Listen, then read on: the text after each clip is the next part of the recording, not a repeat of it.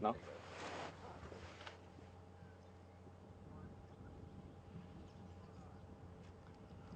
Afternoon everyone from Juma Private Game Reserve in the Sabi Sands. I'm Brent Leo Smith and I'll be taking your drive this afternoon, and on camera we have Brian and in control we have Andrew.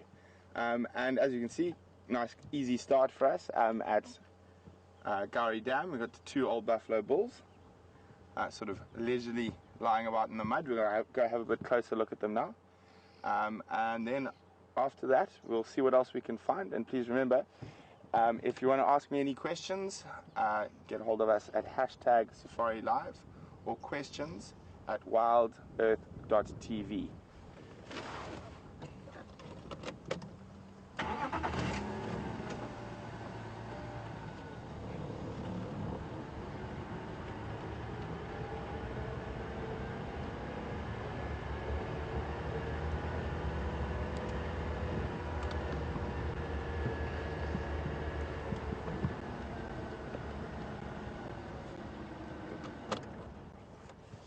Okay. Oh, there's a bit grumpy.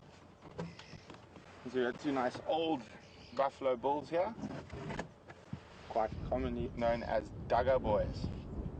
There's quite a lot of different theories about where the name Dugger boys comes from.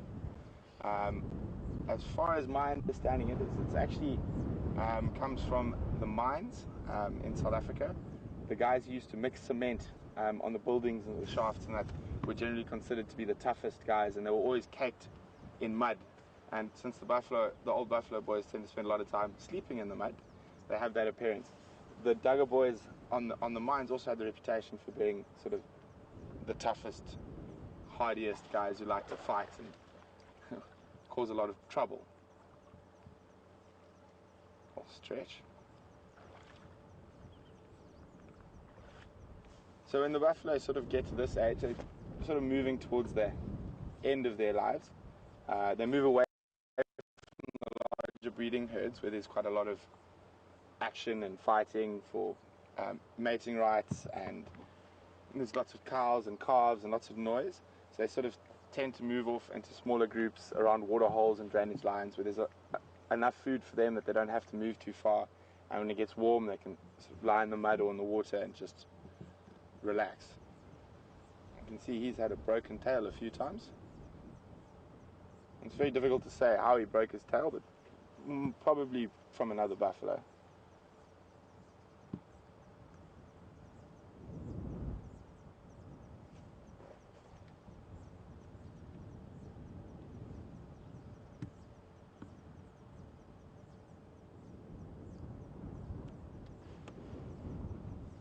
It's always quite interesting to look carefully in the water after a buffalo stands up, or while the buffalo lying in the water, because you get a lot of terrapins who will come feed off the ticks that are attached to them, and sometimes the buffalo can get quite annoyed with them.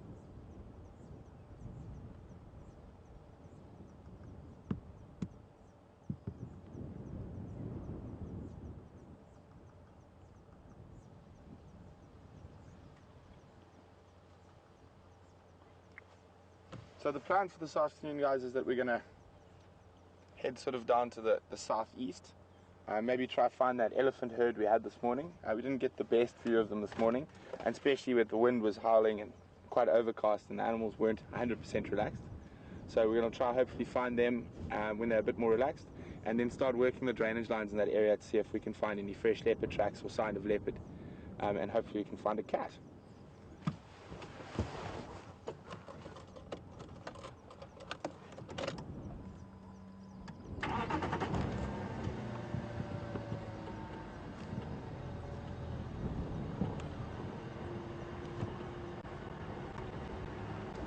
Well, James on Twitter would like to know, how do wild dogs compare in size from jackals? They're quite a lot bigger than jackals, but they're still quite slightly built. I mean, an adult wild dog doesn't weigh much more than about 20 kilograms, which, if I remember my conversions, is 4.5 kgs is 10 pounds. So probably around 40, 50 pounds. Whereas the jackal will probably be sometimes about half that, but probably a bit less, between around 10 kilograms, so around 18 to 20 pounds.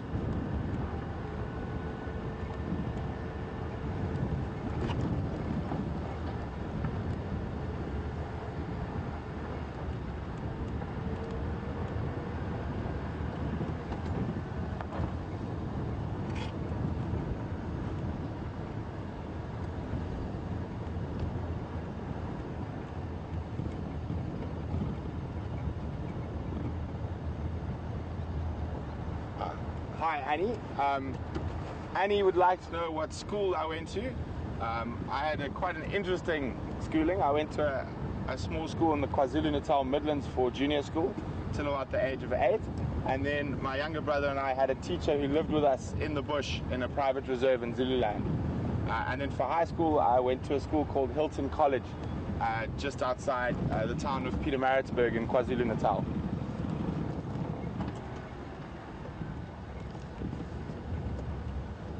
There's a warthog.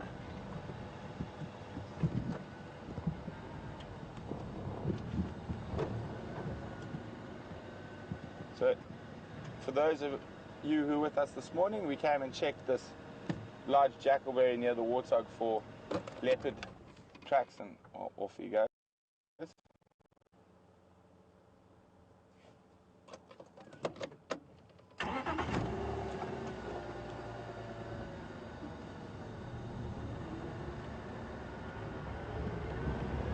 So we're quite close to the area where we last had that nice herd of elephants this morning. Unfortunately, when we were having technical difficulties, you could only hear us looking at the elephants. But we're going to see if we can find their tracks and find them again.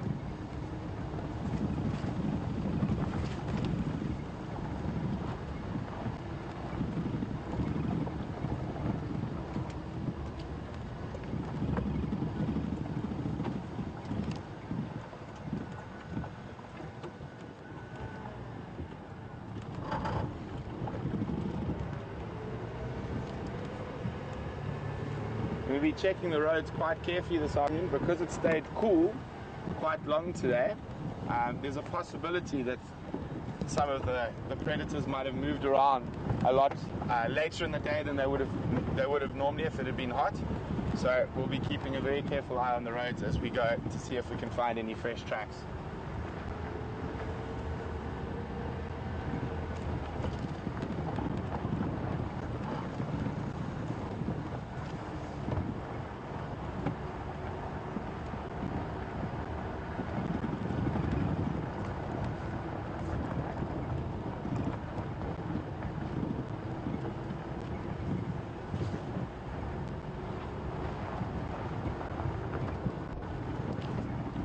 Good afternoon, Shelley from Canada. Thanks for joining us this afternoon.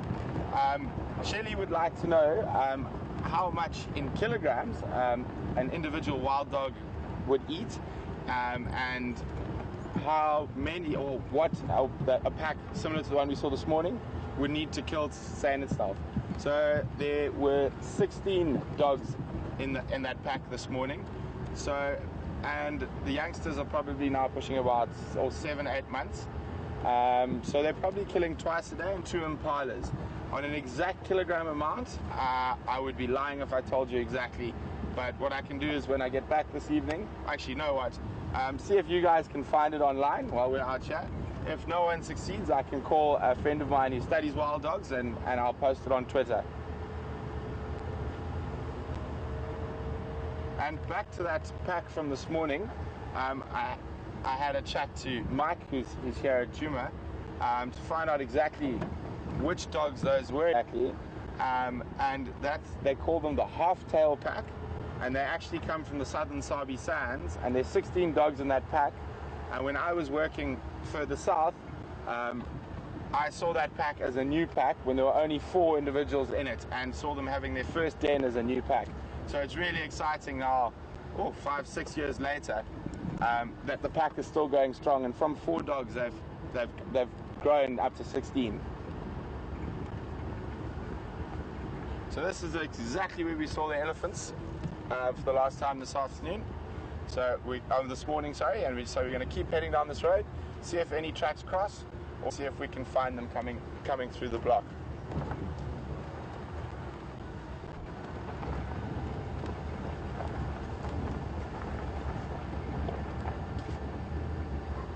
There we go, we got some elephant tracks on the road, and I know there was another game drive vehicle on this road this morning.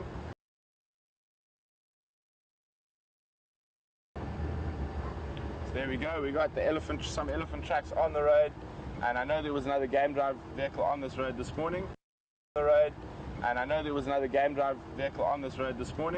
So possible to get it sorted and get.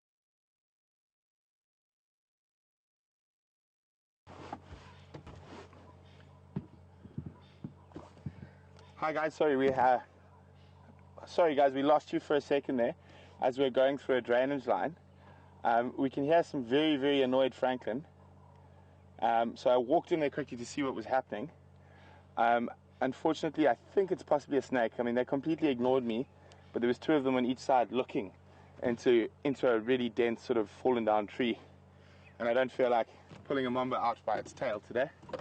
So I think we're going to leave the area and keep looking for the elephants.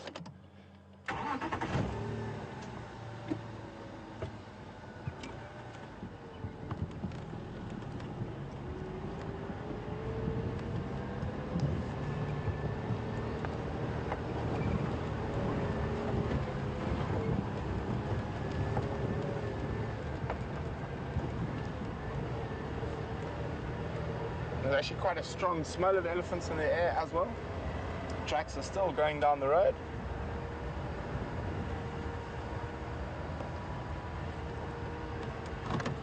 So you go again, I got you 0 out of 5.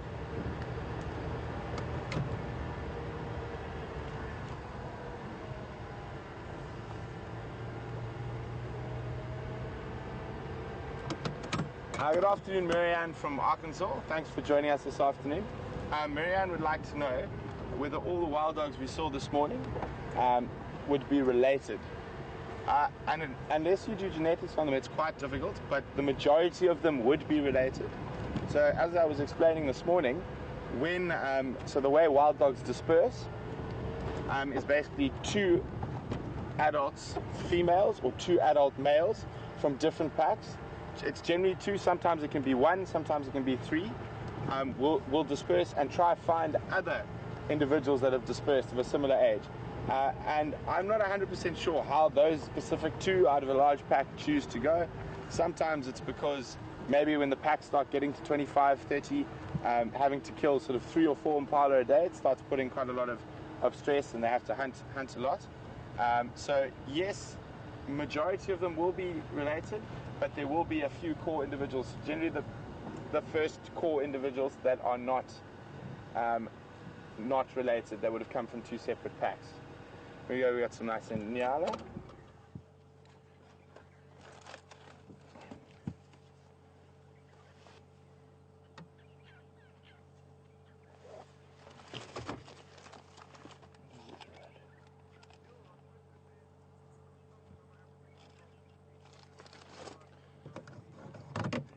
Sorry, Andrew, stand by. The game drives are just getting mobile, so I can't hear you.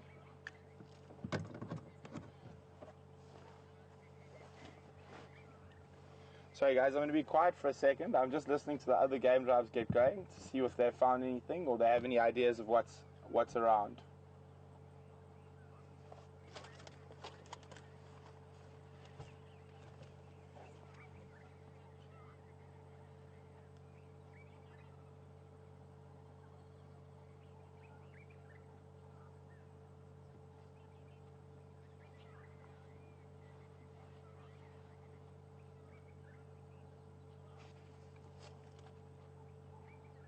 Afternoon stations, 1 station from WildEarth following up on a herd of elephants on Central Road, Gowrie. Go ahead. Negative, following up on a herd of Ndlovu that we saw late this morning, following their tracks. The tracks are heading southeast in the drainage to the west of Central Road.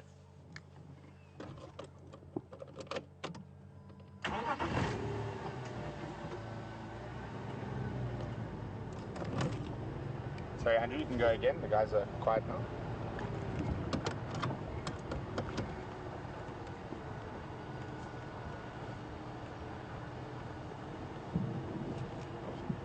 Well, thank you very much from Jill on Twitter. She's found out that the average consumption of an African wild dog is between 1.5 and 1.9 kgs a sitting. Andrew, I'm just going to play with the mic quickly. Can you just give me a test? I'm battling to hear you.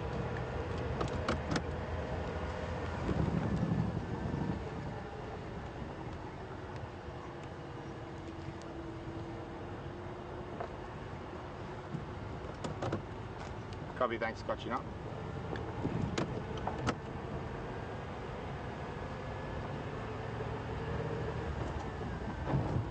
Okay, so an update from the other vehicles around the reserve. There's a couple of stations following up on that mating pair of lions that we heard about. That's to the east of us. Hopefully if they start heading west, they'll let us know. So they were a couple of kilometers from our boundary.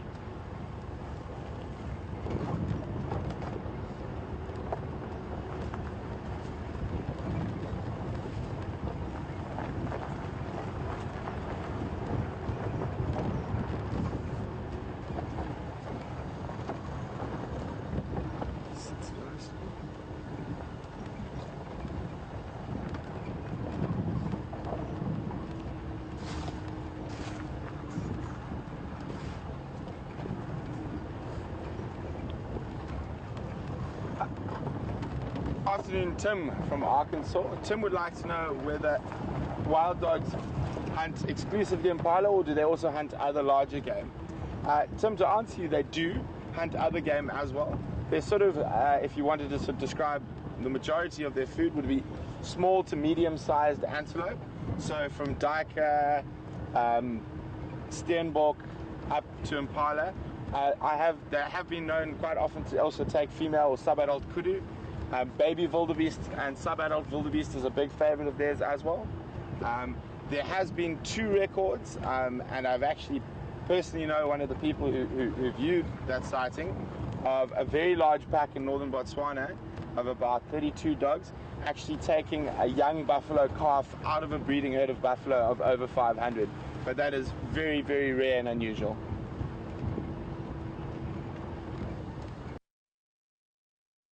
Unusual.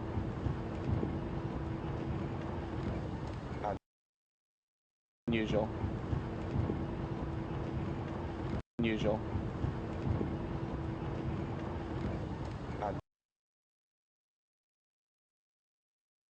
Unusual.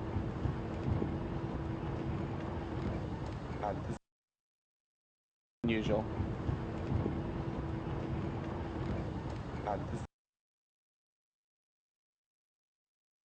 Unusual. Is this unusual? Is this cheetah cutline? Would be my guess.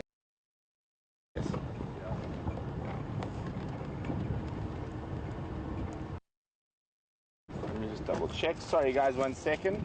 Still learning the road.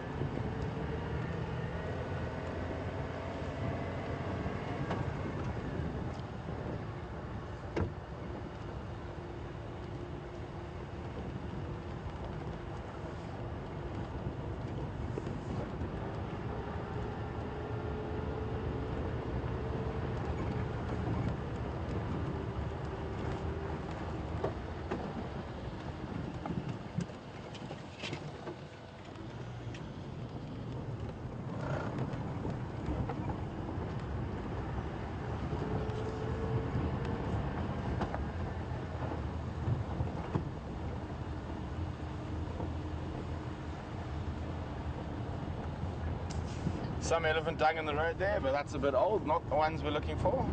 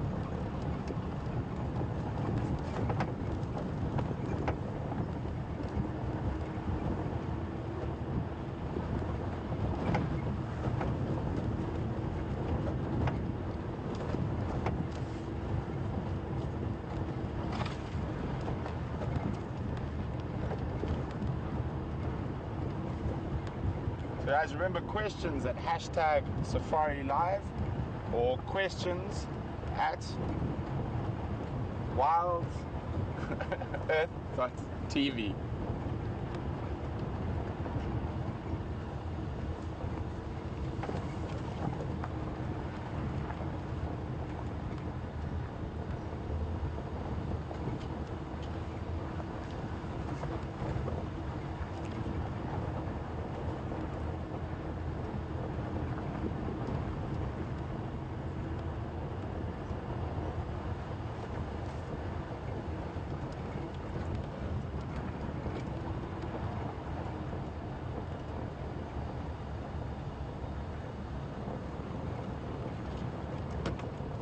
Sorry, from Kalua.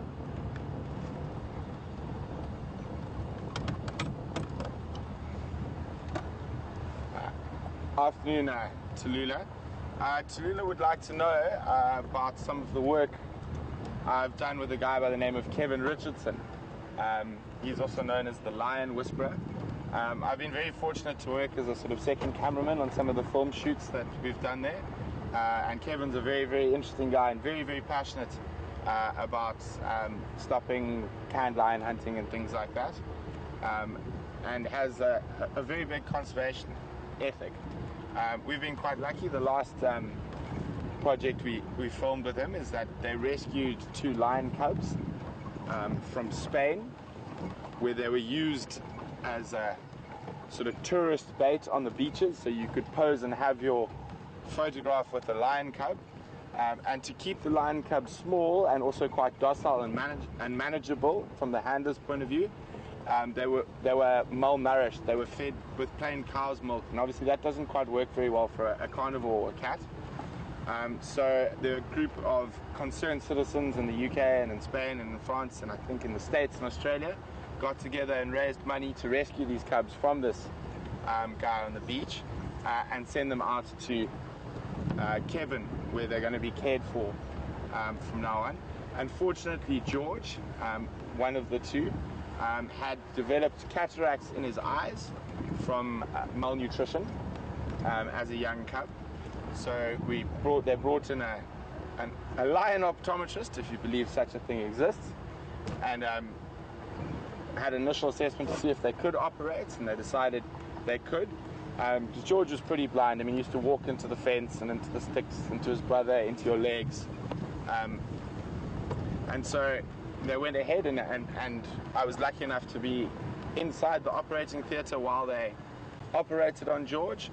And a fascinating procedure where they actually insert a needle under the sort of film of the eye, and then they put a dye in there which colors the cataract. And then they put another little instrument in there that pounds that cataract with sound waves. And those sound waves actually break the cataract up. And then they use a little small vacuum cleaner to vacuum out the pieces of the cataract. And it was incredible. I mean, they're supposed to say you're supposed to see an improvement in a week to 14 days. And George could literally almost see 50% better than he could ever see before within waking up after the operation. So he could see his brother, and it was a fascinating experience.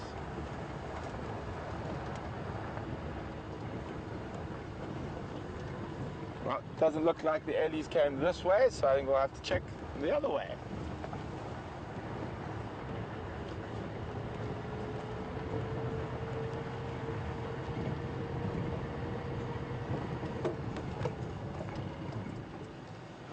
When in search of leopards, it is always a good idea, if you see a nice big termite mound with a big jackalberry or weeping boerbean on it, just to have an extra careful look at the base. You never know if you might spot something.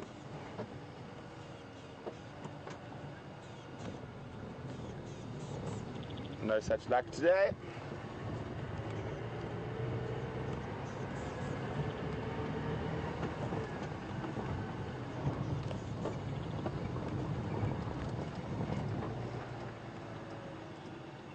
So, Brian, can you have a shot on that Combretum there? That nice red.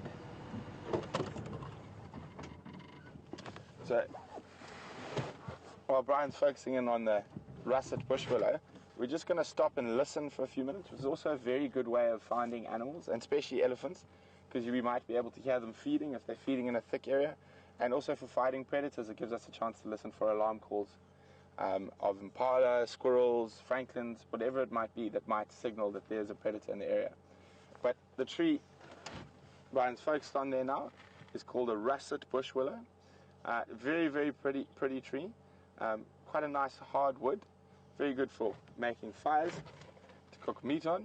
But traditionally, the Herero people of Namibia, the tree is actually named after them. So that the Latin name is Combretum hererosense, and that the Herero part is after the Herero people in Namibia.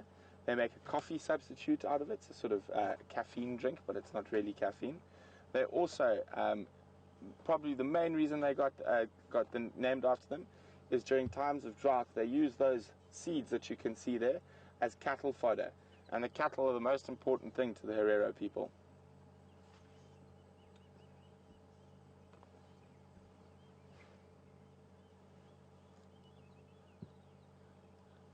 And apart from that, it's always very pretty to look at.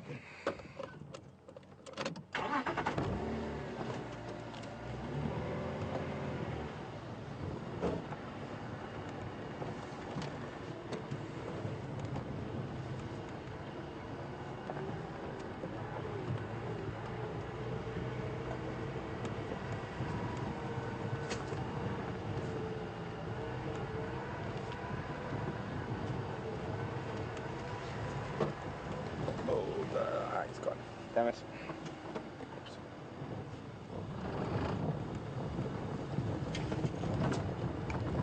Yeah.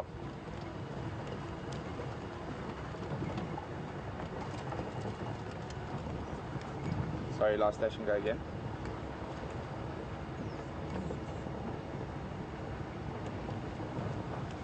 Copy, thanks. Damn it.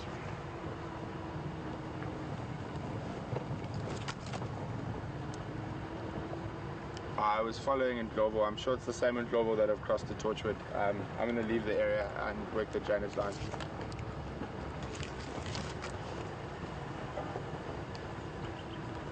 Okay, guys, unfortunately, those elephants have crossed into the neighboring property. The guys have just found them further to the southeast of us. So what we're going to do is we're going to head back down into the drainage lines. Probably drive into the drainage line and see if we can find some leopard tracks or sign of leopard so we can start looking for them.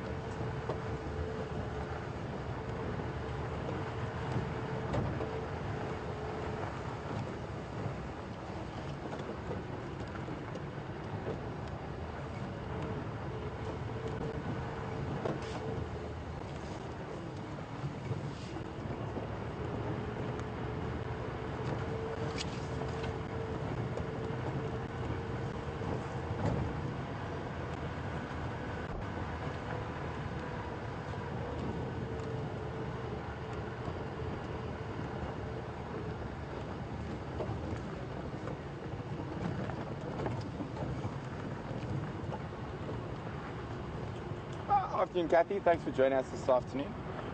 Yes, Kathy, sometimes, but generally they prefer not to. I think it'd be quite similar as used with cattle, that they would eat it in times of serious need, so in drought, or if they were in really, really bad condition. I think generally there's a lot of other trees out there that are much nicer for the browsers to eat. So I think they would in desperation, but not by choice.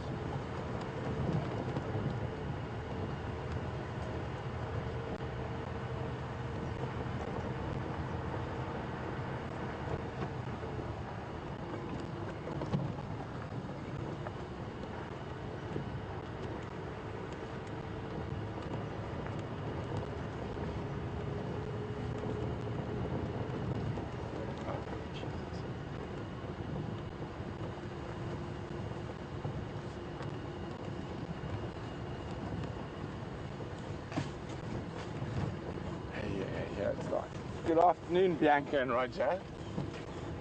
The toothbrush tree is a tree called, it could be a couple of different trees, but all under the same family, the guarri.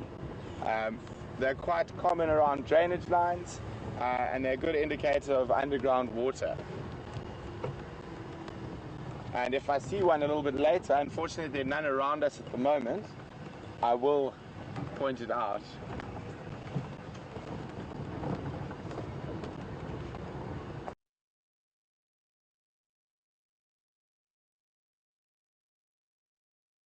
Tree.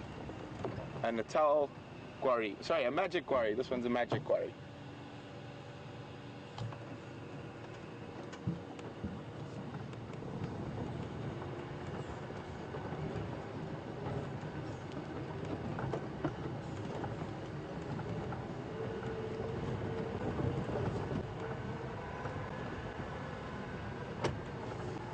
Afternoon, Joanne from Arizona.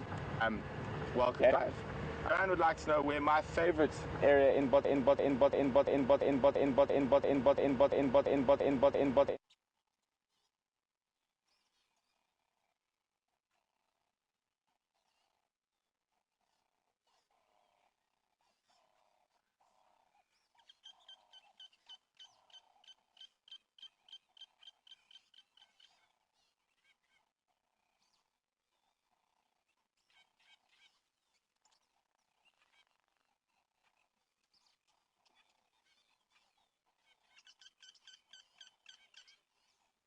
Hello everyone.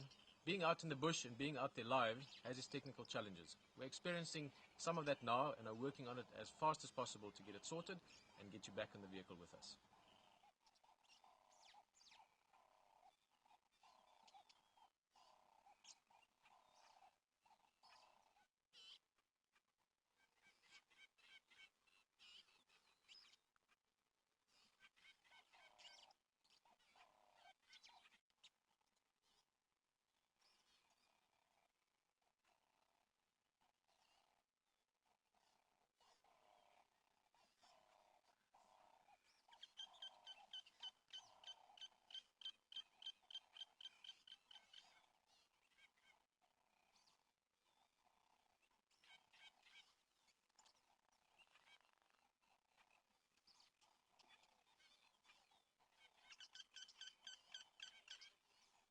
Hello everyone. Being out in the bush and being out there live has its technical challenges. We're experiencing some of that now and are working on it as fast as possible to get it sorted and get you back in the vehicle with us.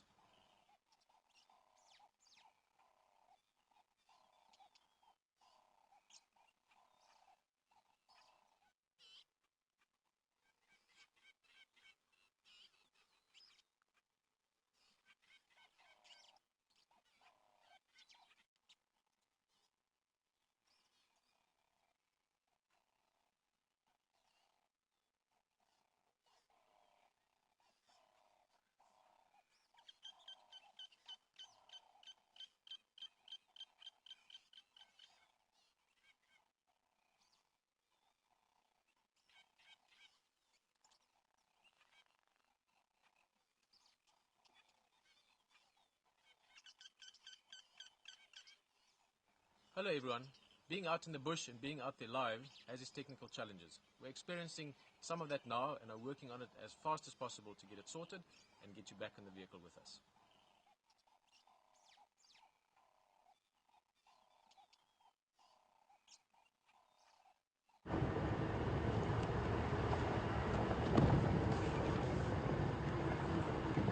Hi guys, sorry we disappeared there for a second.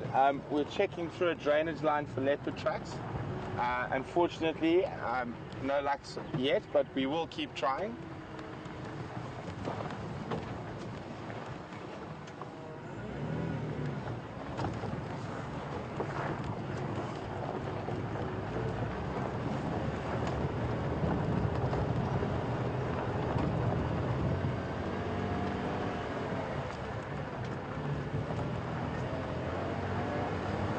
I'm going to the cut line.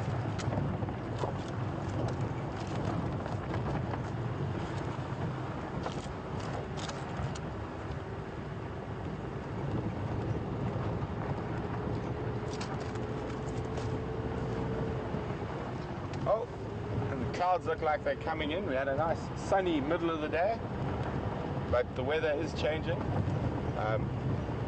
although sometimes it affects our game drives, we are in need of a bit of rain before the dry season starts. So the animals have fodder to keep them going through the dry months.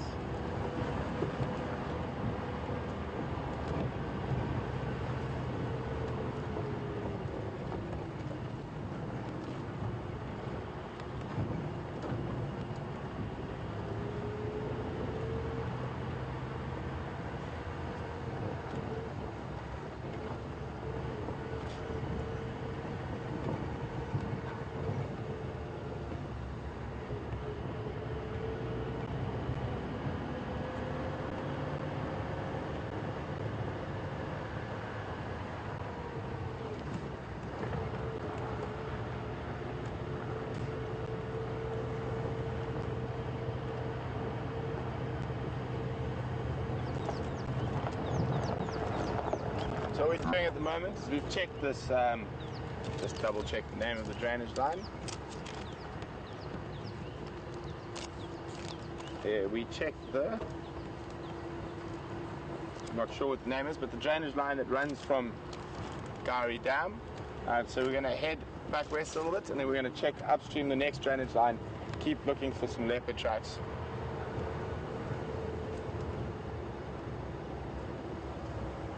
Sorry guys, just bear with me for a second.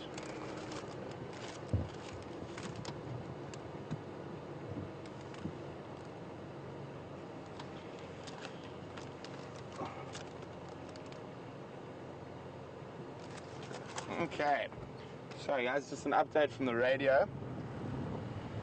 Unfortunately, it's also to the east of us, but they found a cheetah with a kill to the west of us, east of us, sorry.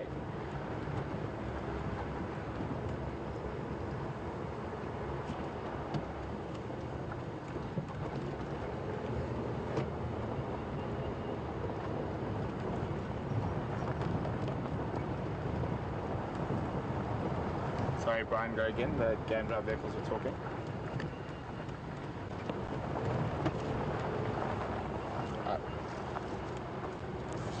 Sorry, just stand by there. I'm getting you 0 out of 5. They're talking quite a lot.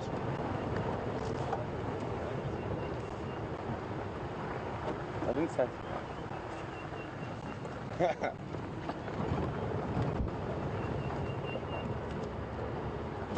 Volume's on this thing. Okay.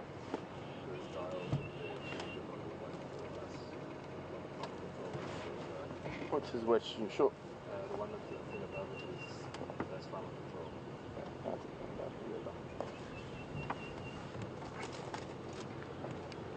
Sorry. Please go ahead, Andrew.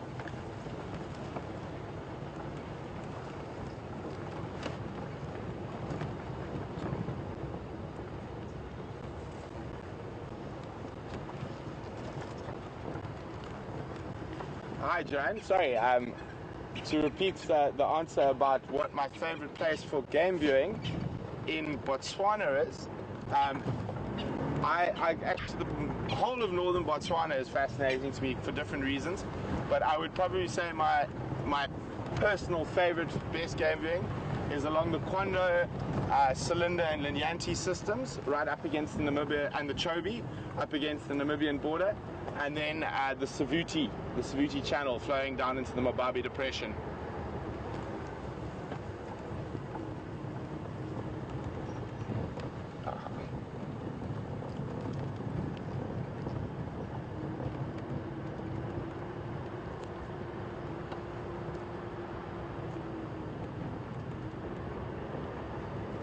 Afternoon, Judith. Thanks for joining us. Judith would like to know whether we get any rain during the dry season. You get very little rain, but always once or twice. As soon as you say there's never going to be rain in the dry season, you always get rain in the dry season. But it generally does rain once or twice during the dry season, but very little and as I said, very uncommon. So again, we're checking up now another one of the larger drainage lines here at Djuma. Another good spot for leopard, but I spotted some warthogs hiding in the drainage line there. Looks like she had some babies with her. Just see little legs behind her. Fortunately, not the best sighting of them, but she looks like she must be quite a good mother, because I can see at least 2 or 3 babies there. Leopards are very, very fond of baby warthogs, so you quite often, especially around the lodges, you'll see a warthog that's got 2 or 3 babies. Yeah, she's done very well, all 3 babies there. And within a month or 2, that she's sort of down to 1.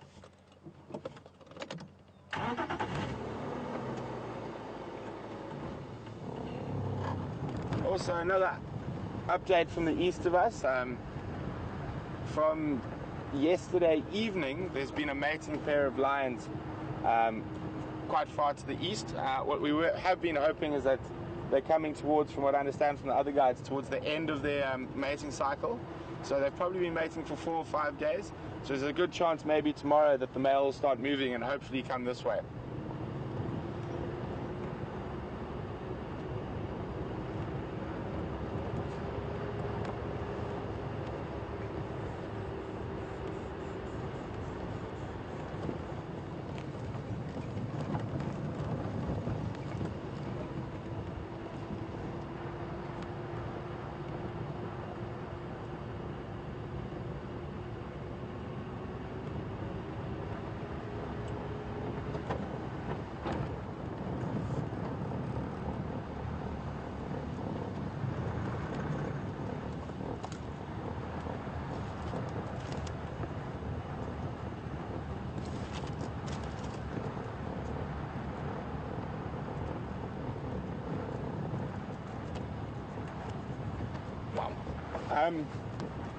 Afternoon, Lisa.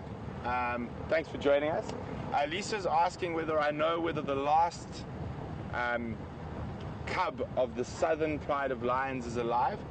Lisa, unfortunately, I'm not 100% sure which southern pride you're talking about, because what happens in these reserves, where if you're in the north, then what the guys in the south might call the central pride would be your central pride, but I assume you're asking about the southern pride from Londolozi. Again, I'm not 100% sure. I can find out and I'll put it on Twitter. I'll speak to one of the rangers there.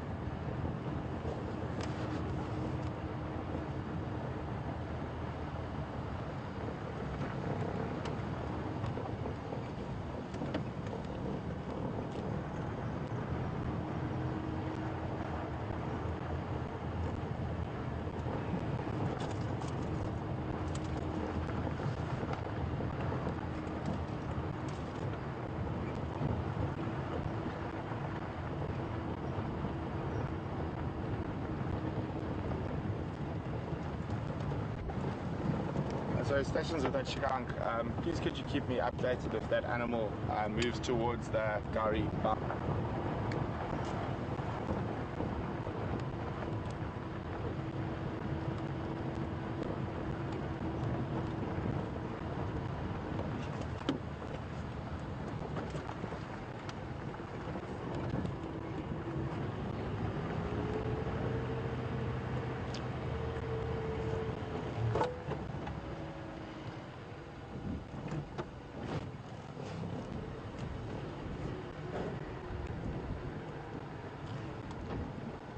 Oh, no, unfortunately a leopard-like log.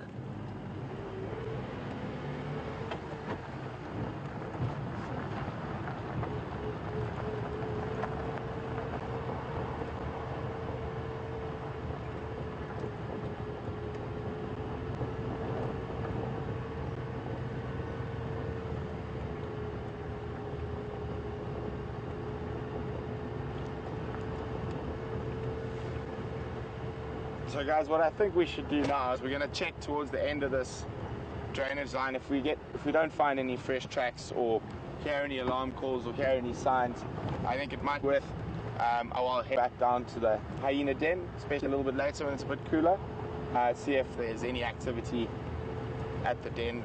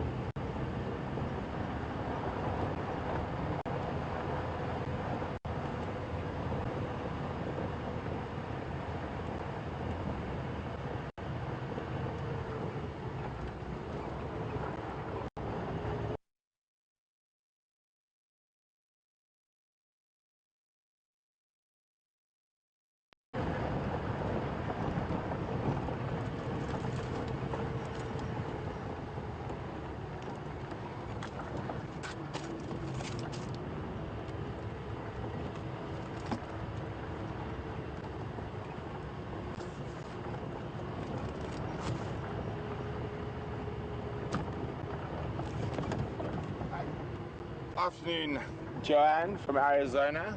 Joanne would like to know if I have ever met Beverly Derek Joubert while I was up in Botswana. Yes, I have.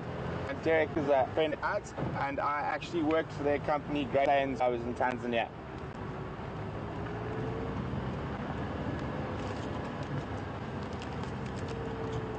So guys, I'm having a listen to what is going on first, see if we've got a chance of one of those animals coming across our side.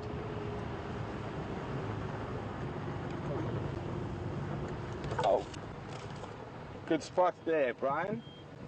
Brian, quite a nice Ellies ball. Let's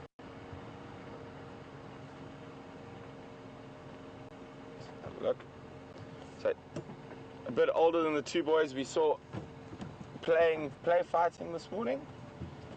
Probably around sort of late 20s, possibly early 30s. I'm just going to back up a little bit, so let him walk up to us rather than us force ourselves up to them.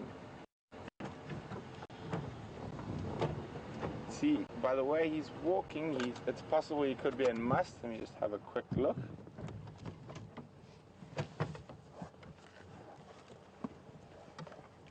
There we go, he's testing the air, smelling us. I can't see any visible secretions from his penile sheath, so probably not in must, but he does look like he's looking for the girls. He's sort of on the march.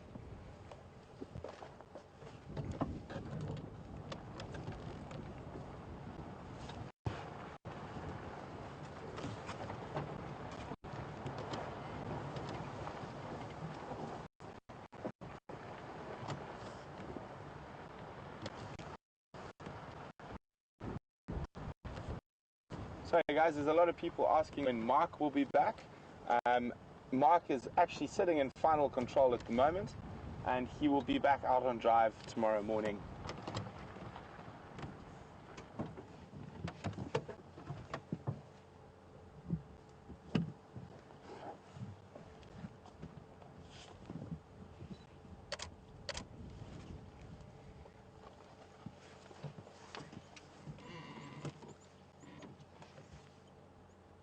So he's very carefully choosing what he feeds on.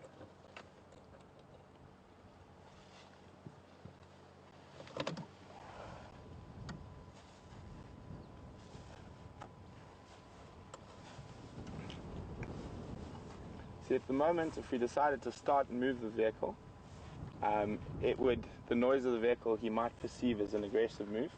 So the best thing to do now when an elephant's this close to you, and he's brought himself into our space, we haven't gone into his space, is to just sit still and really enjoy it.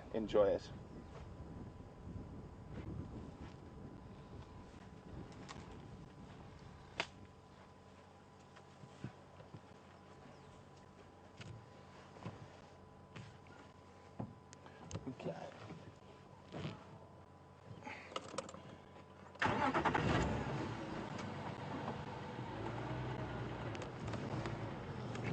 So guys, why don't you let me know if you want to follow this Ellie bull for a while.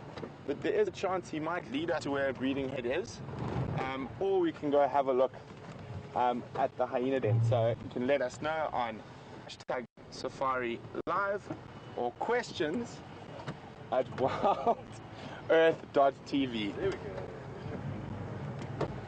One day I'll be able to say it in one go.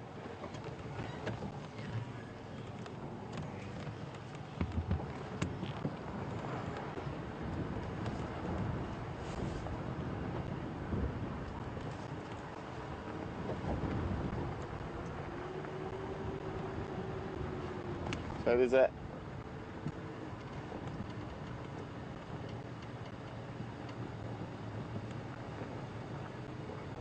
afternoon Anne on Twitter is asking whether I've seen any of the Tembe tuskers in northern Zululand. I have, but I was never lucky enough to see Isilo, who was the largest tusker. I saw the largest tusker of the Tembe tuskers that I've seen is one who's named Manqinqi, which means earrings. And he's got very, very tattered ears that look like earrings. So there's another vehicle approaching from the other side. So we don't, and he's going into a drainage line. So we're not going to go too close to him now. We don't want to put him between two vehicles and possibly make him feel a bit threatened. So we can see him quite nicely from here. And once he's moved past the other vehicle and he's got enough space to move away and not be pressurized, we will continue to follow him.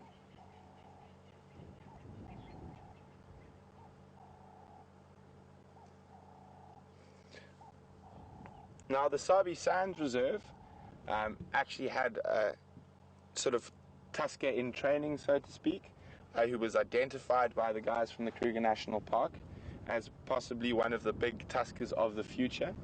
And he was called Malelewan, but he occurred more further to the east in the Sabi Sands, and he was named after Harry Kirkman, the first warden of the Sabi Sands. And he had quite strange sort of eyelashes, and Malelewan was Harry Kirkman's was his Shangaan nickname, and it means eyebrows, because he had apparently the largest, bushiest eyebrows on any human possible. So that elephant was actually named after one of the first wardens of the Sabi Sand Game Reserve.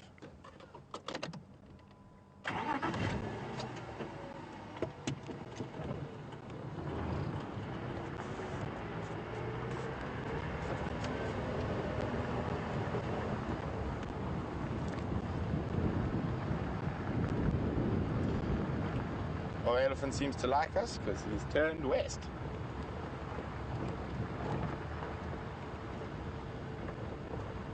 So, here he is, heading down the drainage line.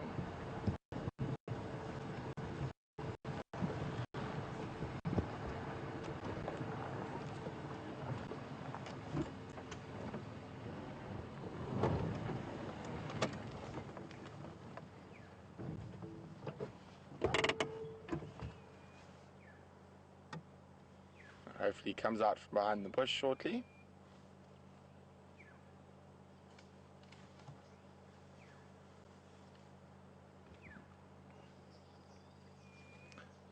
It's difficult to see exactly what he's feeding on, but he has come down into the drainage line.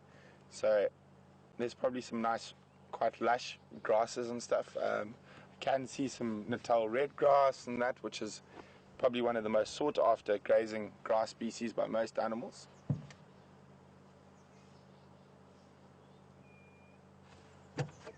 But as you can see, he's not really feeding heavily.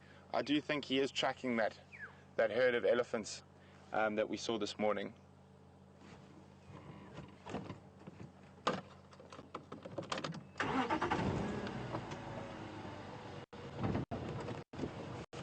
We'll just see if we can get in here, otherwise we're going to have to shoot around.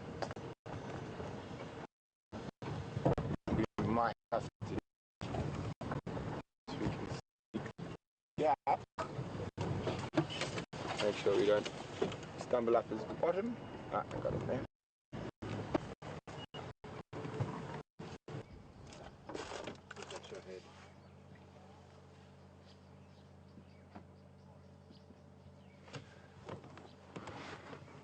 Hi guys, sorry we lost you for a bit as we were following him through the drainage line, but we were quite lucky. We've managed to park up on a high ground above him.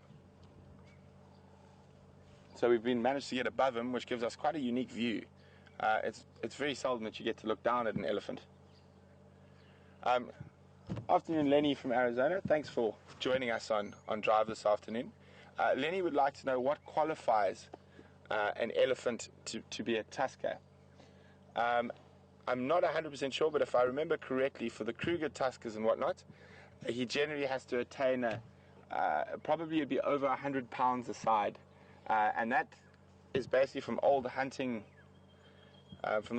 days of the ivory hunters, where there's the biggest and best elephants were all over 100 pounds a side. The largest elephant tusks ever recorded were shot by a local slave trader from Tanzania, said to be very close to the foothills of Mount Kilimanjaro, by a slave trader by the name of Tipo Tip. and they were 230 something pounds a side each. When they were so big that when you got back to Zanzibar, to the main trading port, the Sultan immediately sort of took hold of them, and they became the Sultans, and they sat outside the Sultan's palace for quite a long time, till eventually the British consulate in Zanzibar, this is while Zanzibar was not part of Tanzania, it was still an Omani Arab trading port. The British consulate was so amazed by these tusks that the Sultan actually gave the tusks to the British consulate, who then, when he finished his term in Zanzibar, donated them to the Natural History Museum in London. So the largest tusks ever from Africa are in London at the moment.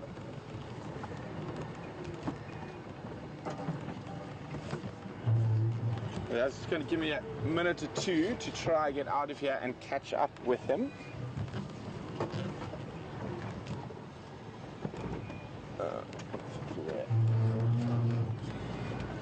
Whoops, there he is.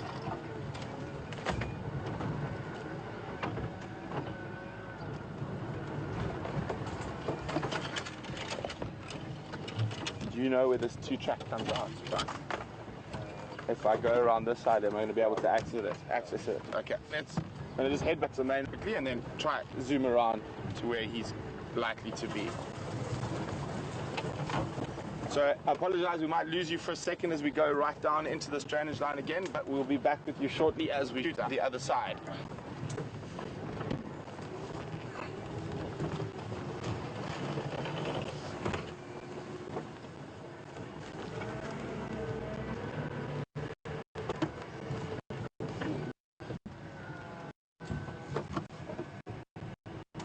Okay, that side of that. Yeah.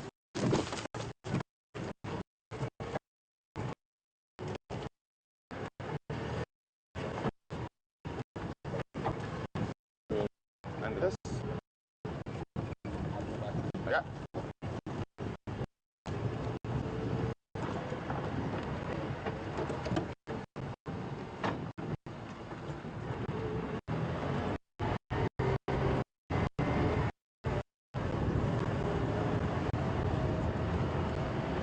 There he is. Hello everyone. Being out in the bush and being out there live has its technical challenges. We're experiencing some of that now and are working on it as fast as possible to get it sorted and get you back on the vehicle with us.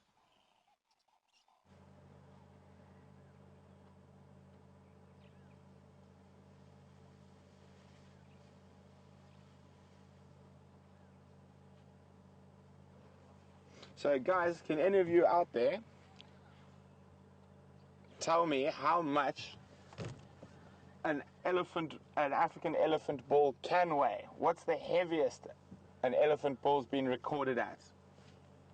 And remember to send your answers at #Safari Live or questions. Oh my goodness, I'm terrible. Questions at WildEarth.tv.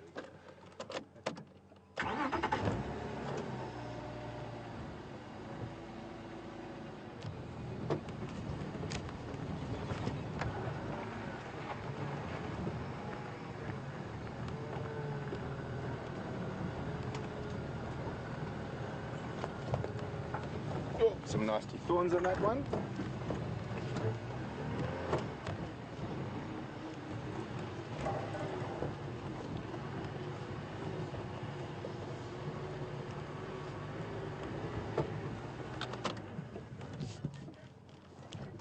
Such peaceful animals.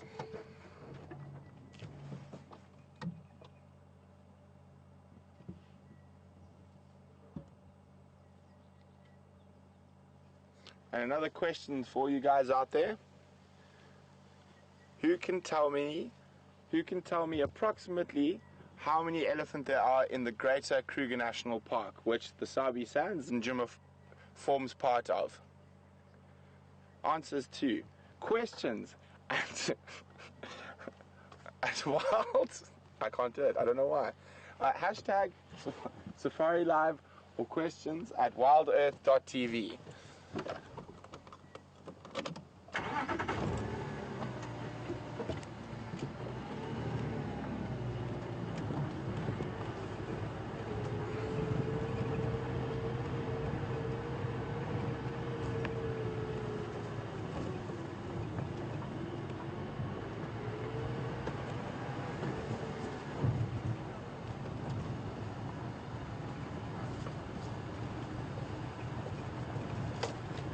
Afternoon, Happy Cub from Pencil.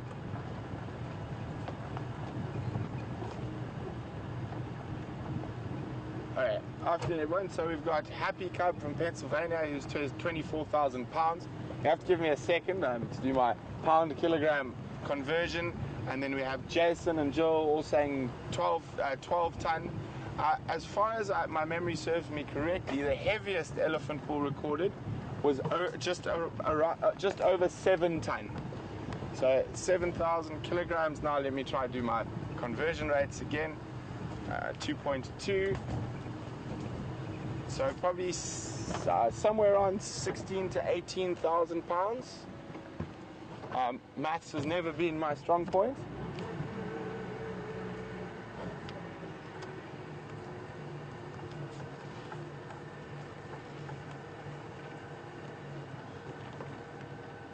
Where did he disappear to? Yes. Sorry, go again with the name there. Well done, Diane. She said 7,500 kgs, which is very close.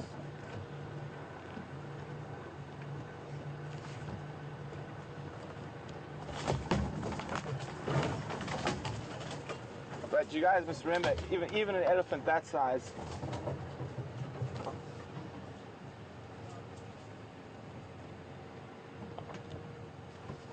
Sorry, go again with the name. Have you got visual? Happy Gub from Pennsylvania has answered the question. There's about 13,000 elephants in the Kruger. That is very close. I think the last estimate is between 14 and 16 to 17,000. It's very, very difficult to be exact with these numbers. We've just lost this bull. I'm just going to see if there's a road that we can cut in off quickly and try head him off. Okay.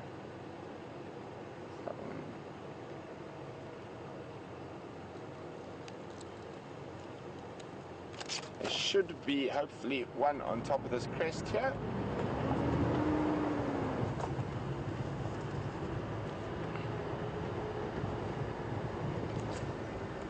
All right.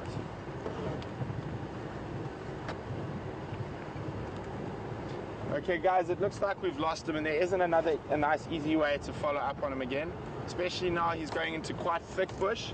The wind is swirling quite a bit, so again we don't want to put unnecessary pressure on any of the animals that we're viewing.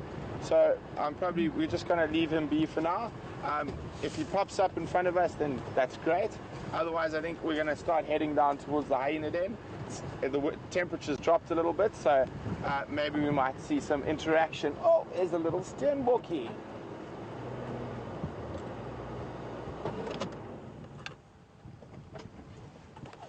Very pretty little antelope. Oh, just try. We still got him there. So quite interestingly, one of the only truly monogamous antelope species in this area. They also live in a tiny, tiny home range of around 2 hectares, which is just over 4 acres. And because they live in such a small area, when they defecate, they actually bury their feces to hide their presence in the area. And their main form of defense is to keep dead still.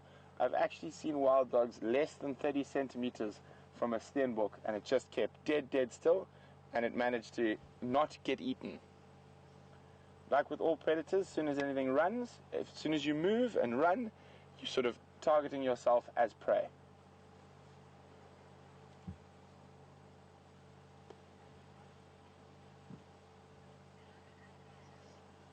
See how his ears are constantly moving, listening to everything around him.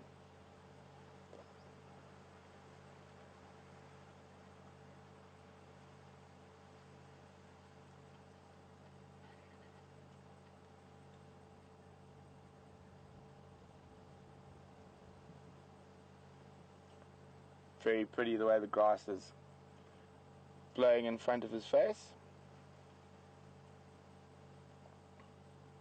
So he's looking at us, but his ears are facing backwards in case he hears something that might scare him from behind him.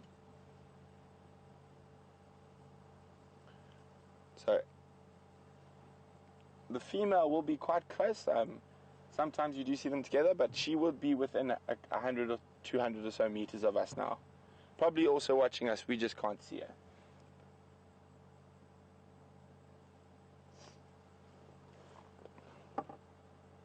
Oh, see, he's now relaxed a bit. He's decided we're not that much of a threat. We're not trying to eat him or chase him. So he's quite happy to start feeding now.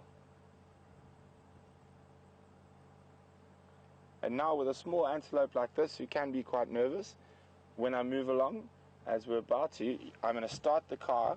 Oh, no, I'm not. He's going to come closer. We'll let him come closer. Oh, nice little neck stretch there. Sorry if you have some clicking. I'm going to take a few pictures. It's not often that they stand so nicely for you like this. Never stand nicely like this. I'm quite curious.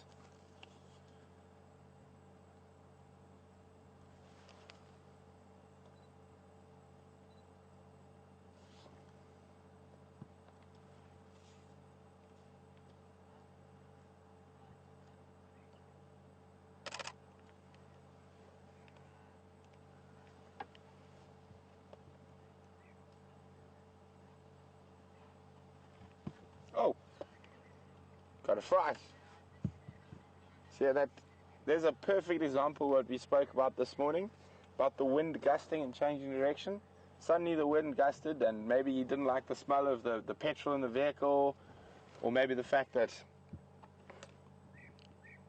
we haven't showered today, or something. You just didn't like that smell, and he immediately jumped off.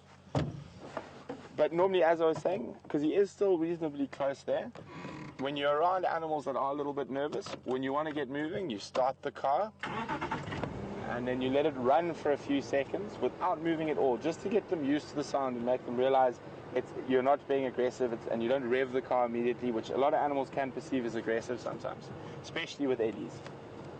Okay, let's continue.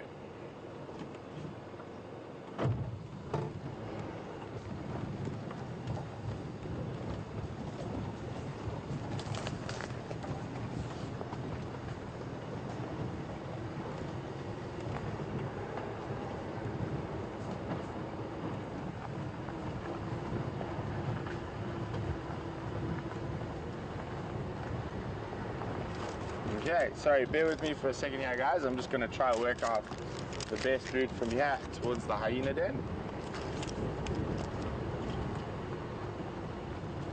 Funny that, we're on Hyena Road.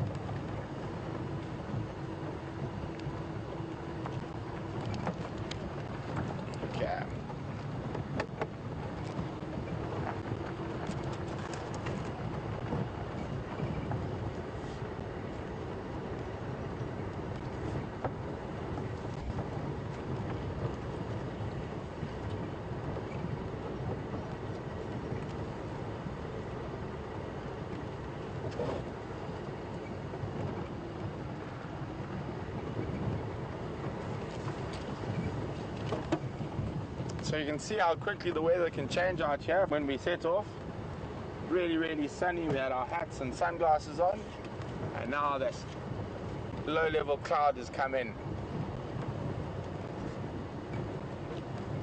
Oh, a low-pressure system coming from Mozambique, from the Mozambique Channel.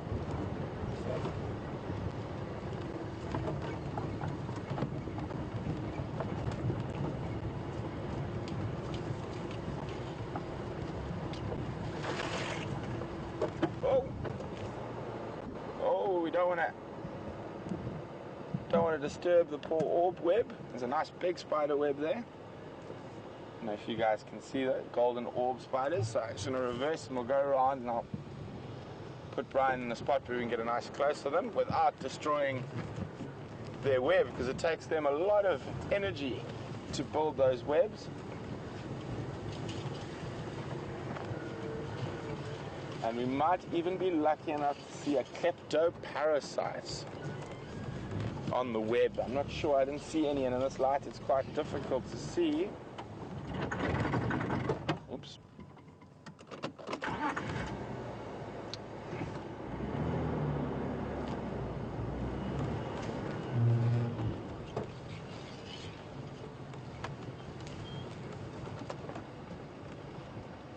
Okay, so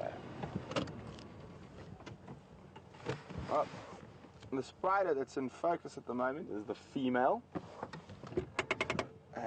golden orb spider. And then the smaller spiders you might have seen scattering off earlier are actually the males. So being a male golden orb spider is quite a challenge. They quite often get eaten by the females, and when they do want to mate with the females, they actually have to come up behind and literally tickle the females to lull them into some sort of trance, and then they will only mate with the female. And then still, once they've finished mating, they have to get away quite quickly to stop being eaten. And I'm trying to see if we've got any dewdrop spiders on here, but it doesn't look like it, which is unfortunate. They're incredible little spiders. They actually look like a drop of mercury, and hence the name dewdrop. They quite often look like a dewdrop would in a spider web in the early morning. And they are kleptoparasites. They basically feed off all the little bits of food left over from the bigger spiders when they've finished eating.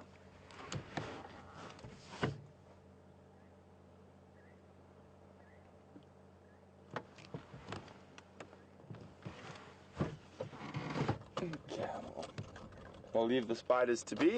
Hopefully they have a fruitful night hunting insects.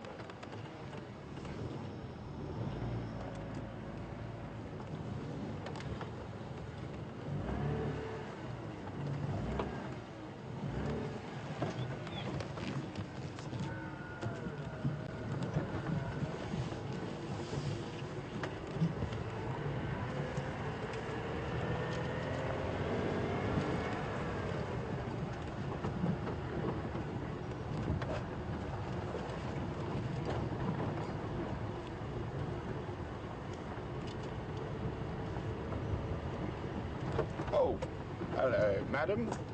Some female kudu off to the left. And you can see in the wind they're not very relaxed. They're not hanging around, heading down towards into the drainage line. We'll see if we can get a nice clear shot of them now. Some wonderful radar ears. And you're in this hole, right? A little bit forward.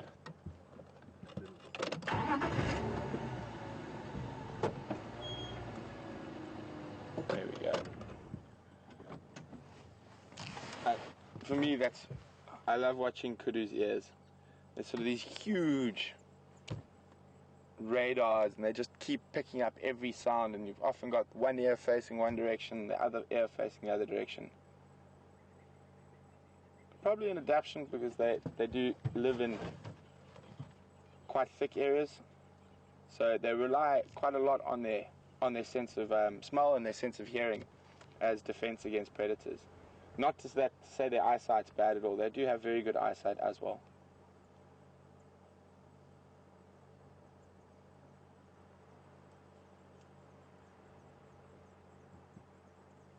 Supremely alert.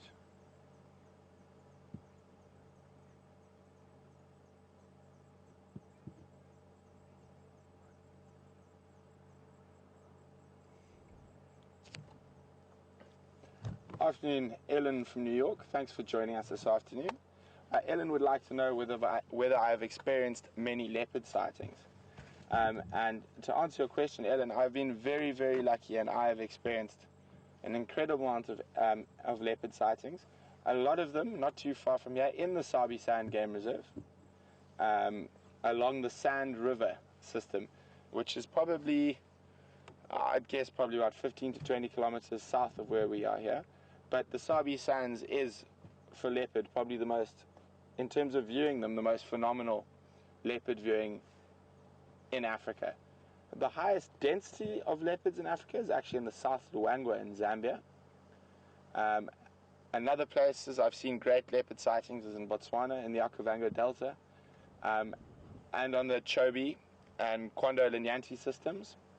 But I would have to say the most leopard sightings I have had have been in the Sabi Sands. Okay, well, let's keep heading towards the hyena den. Always nice to see kudu, such pretty animals.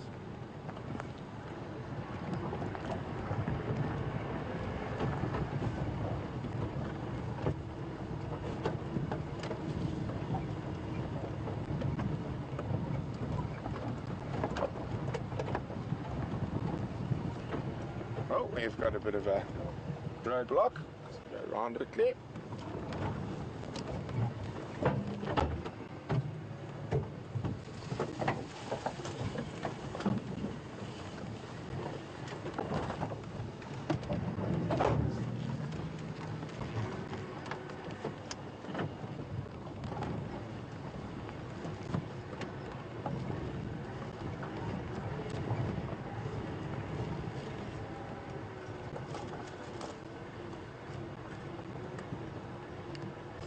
So can you repeat game drive there for a channel going at the same time?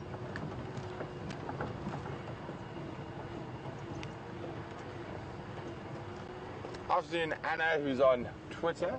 Thanks for joining us this afternoon. And Anna would like to know if there's any animals out there that give me the creeps. I would like to think not, but then I'd probably be lying. And after my rainforest experience, I would definitely say leeches. Big leeches give me the creeps, especially when they're stuck between your toes and have become a sixth toe because they're so fat after drinking all your blood.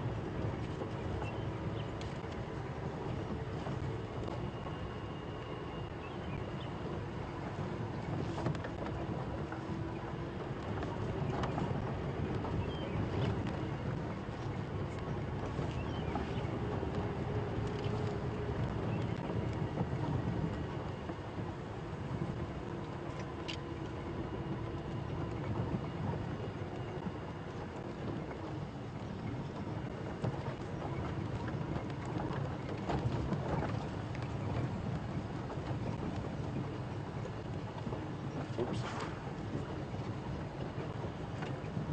No.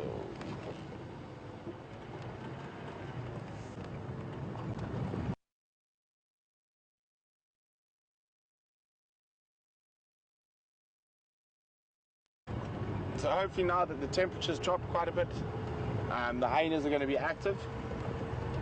So I'm going to speed up a little bit so we can get there and see what's happening.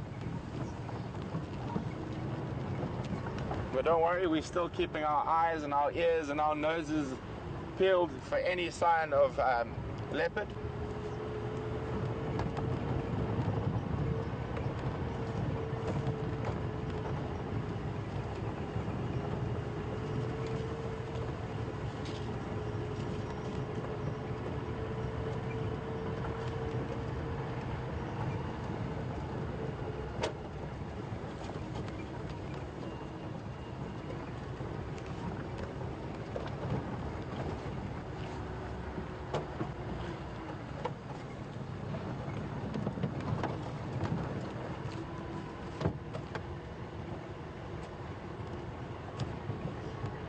Good afternoon, Heather from the UK. Welcome on Drive with us this afternoon. Heather would like to know what my favorite bird, reptile, and animals are. My favorite bird is quite a difficult one because I've got a few favorites. I think for the last year or so, because I went into a new area, my favorite bird while I was in Central Africa was a great blue taraco. which is an incredibly beautiful royal blue bird with a bright yellow beak and a red sort of tip to the beak. And they are huge. As a Tarako goes, they are absolutely monstrous, about 70 centimeters. And then also in this part of the world, I'd probably say, oh, it's difficult. I'm really, really fond of the Amma falcons that seasonally come down into this area. Tiny little bird of prey, and they come in large flocks, and it's exquisite to see them hunting for insects over grassland. From a reptile, it would definitely have to be one of the crocodiles. My favorite reptile would probably be a dwarf crocodile, which occurs from sort of Democratic Republic of Congo through to Guinea and Cote d'Ivoire and that part of the world. And my animal, as we all know from this morning, is wild dogs. And then after wild dogs, I think I have a very soft spot for elephants. But it's so difficult to choose a favorite. I really like them all. So probably wild dogs is the only one that really sticks out of that.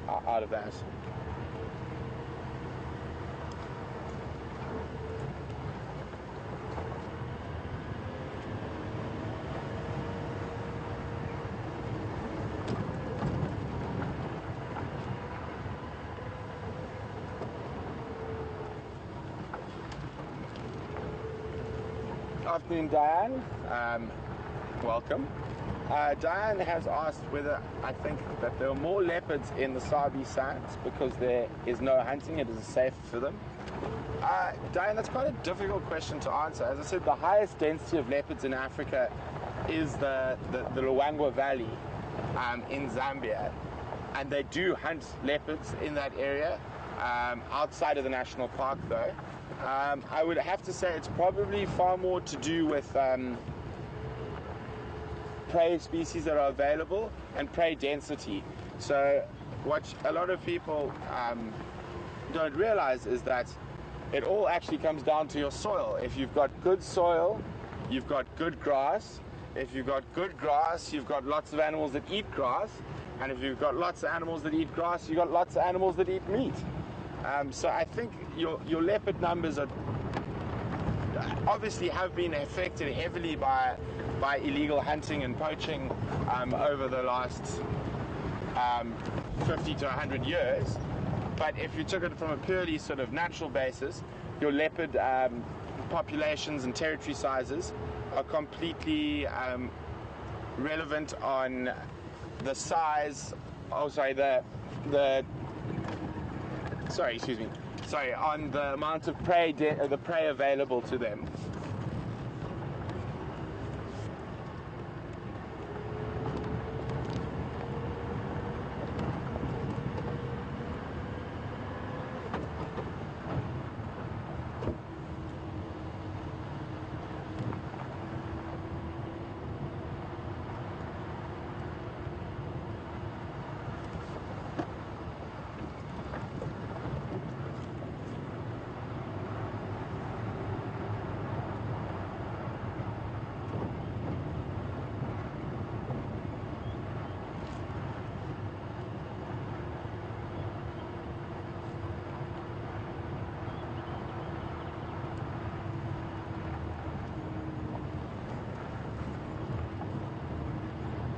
Good afternoon, Elaine, from Massachusetts. Welcome on Drive.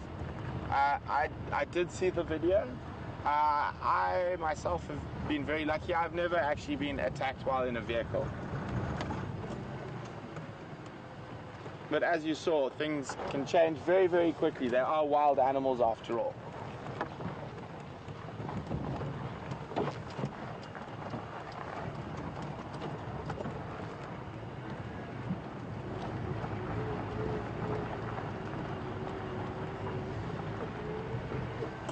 So Elaine also asked if I could speak about my elephant encounter in Gabon in Central Africa. It was a very unlucky situation. The elephants and I happened to be in a bad place at the same time. There are a lot of those very large oil company helicopters that fly quite low, and they have been known to harass the elephants a little bit in that area. So when they hear these helicopters, and these are huge helicopters, they can seat up to 24 people, the elephants tend to get very, very freaked out and panicky. They're very, very scared by the noise of these helicopters. So what happened is the company I was consulting for, we had 2 camps, one on the river and one on the beach in Gabon, and we were walking between the 2 camps, and sorry, just check down the road. No. We were walking between the 2 camps, carrying very heavy backpacks with all our food and everything, because we were going to spend 2 weeks at the beach camp. And we're about halfway, so probably about 10 kilometers between the 2 camps. And what we had done, because we were working for a company that wants to develop tourism there, every time a helicopter flew over lower than the legal limit, we would make a note of it in our notebooks and mark the time. So I was looking down at my GPS and writing down the time of this helicopter flying very low over our head. And sort of as I finished writing down the time, and I looked up, and there was a forest elephant female and a sub-adult, and they were already sort of coming straight at us, and they were about 8 or 9 meters away. We had other people with us. There was some staff with me as well as a volunteer. I managed to grab and push the volunteer behind the closest tree, and by that stage when I looked up, the elephant was right in front of me, and she swung her trunk and hit me down onto my back. I was lucky. I'm a very, very avid fisherman, so I was carrying my fishing rods in a hard sort of plastic canvas case, and while I was on my back and the elephant kept coming towards me, I hit her in the face with the fishing rod case, and that sort of made her stop and back down. Then I started shouting and screaming and throwing while I was lying on my back, just picking up any piece of stick and stuff that I could throw at her. And then she eventually moved off, and then I stood up and started clapping and shouting, and she moved off. But I was very, very lucky. It could have ended much worse than that.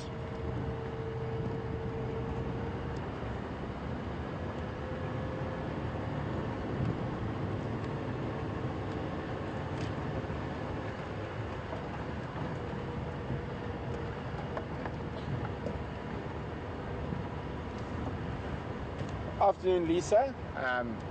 Lisa would like to know if I've ever seen gorillas. And the answer to that question is, Lisa, yes, I've been very fortunate. I've seen gorillas. I saw them in Gabon in the concession I was working in.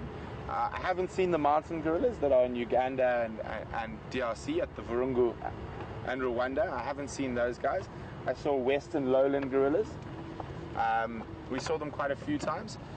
We didn't have the best sightings. I only managed one decent photograph of them, and that's because the area we're in, they were completely unhabituated, and no one had been doing any habituation with them ever. So it was quite interesting to see how they reacted. We did manage to get close to them, but also in a rainforest where the animals aren't completely relaxed and not habituated to human presence, you don't go too close, because often you can only see 5 or 10 meters. You can't see very far, and the last thing you want to do is be whacked by a silverback who weighs 250 kilograms. It can be quite painful. The other apes we got in that area, we had an incredible chimpanzee community that also had never been habituated, but they are naturally a lot more curious than the gorillas, so we actually used to have very good sightings of the chimpanzees. And if you sat sort of near where they were feeding and let them see you first, and again let them come to you rather than you forcing yourself into their environment, and they would often come and sit above us and watch us. And I mean, we used to see groups of over 30 chimpanzees probably 2 or 3 times a week, where there's gorillas we only saw once or twice a month, and generally they were quite brief sightings.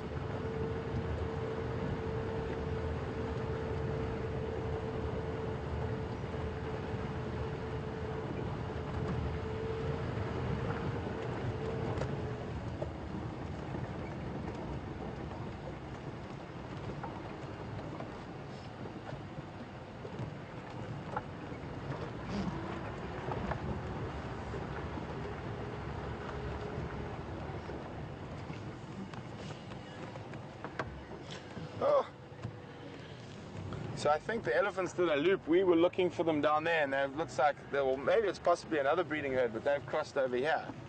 So what we'll do is we'll shoot down to the hyena den, have a quick look if anything's happening there, and otherwise we'll loop round and see if we can maybe find that breeding herd of elephants as well.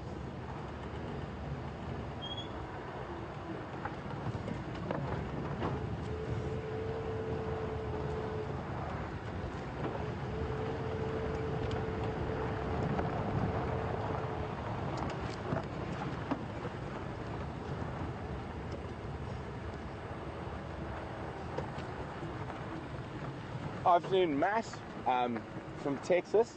Matt would like to know what my favorite fish is and what the biggest fish I've caught. Well, Matt, to be honest, I am quite slightly fishing nuts. So I will fish for anything from like half a pound brown trout in a mountain stream to 100 kilogram tarpon. On fly fishing tackle, my favorite fish to fish for in fresh water is a fish called a scaly or an Natal yellowfish, which only occurs in certain rivers in KwaZulu-Natal in South Africa, and tigerfish, which occur in the bigger rivers up north. And my biggest tigerfish I've caught is about 11.5 kilograms, and that was in southern Tanzania on fly. But with conventional tackle, and sort of estuarine and deep sea, my biggest fish is probably difficult to say. From sort of inshore is a 53 kilograms, so 115 pound odd Cabera snapper. I'm still aiming, hopefully this year at some point, to get back up to Gabon to try catch an over 200 pound tarpon. But I have caught some bigger fish, sort of marlin and stuff like that, but I'm not sure of the exact weight. So we don't keep any of those fish, we tag and release them.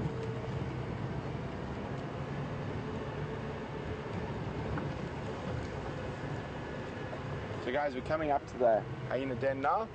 Hopefully someone's around, otherwise we'll just shoot off and go see if we can follow up on those elephant tracks that crossed the road at Philemon's Dip.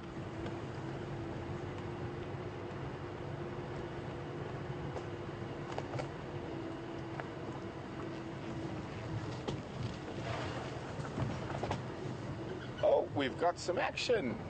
Oh, the little guy's out, and there's an adult there as well. Oh, that looks. Look. Oh, lots of action. We've got 1, 2, 3, 4, 5, at least 5 hyenas. I'm going to go around to the other side where we can see. So we've got 3 hyenas over here, and then the little one, another one. Oh, I think there could even be 6.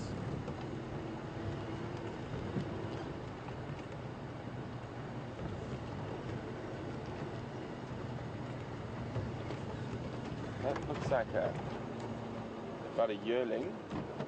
I think it has the mom of the little one, and there's that young male. Right, I can't remember what you guys call him. Dapendula. The young male Dapendula. Oh, just watch the aerial, and we've got hyenas that are almost in the road.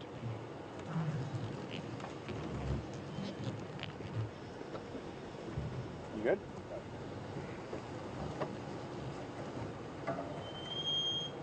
Hello, Nisis.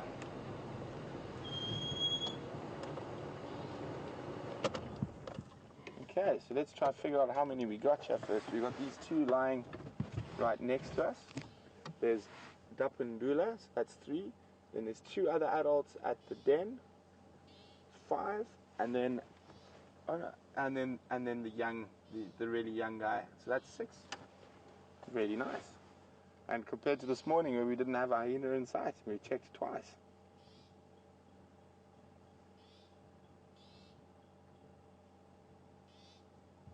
You can see some fly bites on her ears. Has anyone got any questions about hyenas? Please email us at questions@wildearth.tv or #SafariLive on Twitter.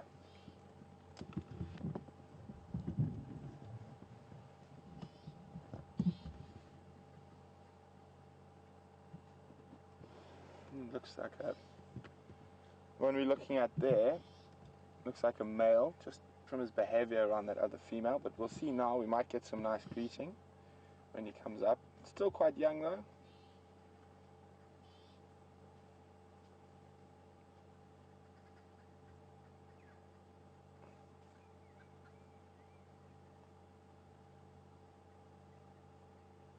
Here comes Dapundula.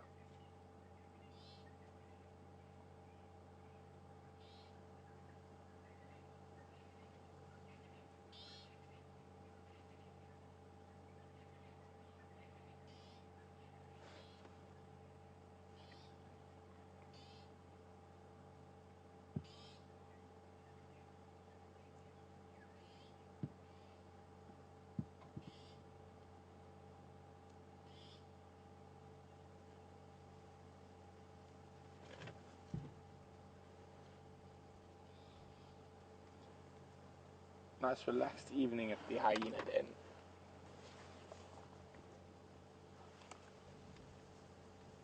This one, it looked like this was the mother of the youngest cub. Oh, there's a bit of vomiting there. Probably bone and hair. Oh, we can smell it. Wow, you guys are really lucky you can't smell that. And then, of course, being hyena is going to eat it again. But probably bone and hair from the last thing they fed on. Got a bit stuck in the stomach or caused a bit of upset in the stomach. So quite often you'll see hyenas eating grass. And sometimes that if they have a bit of an upset stomach, they eat the grass to try and make themselves be sick so they can get rid of whatever's annoying them.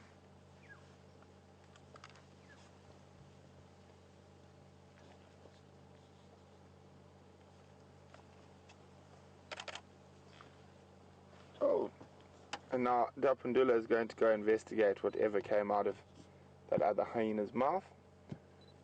He's going to go have roll in it, isn't it? A nice smelly hyena.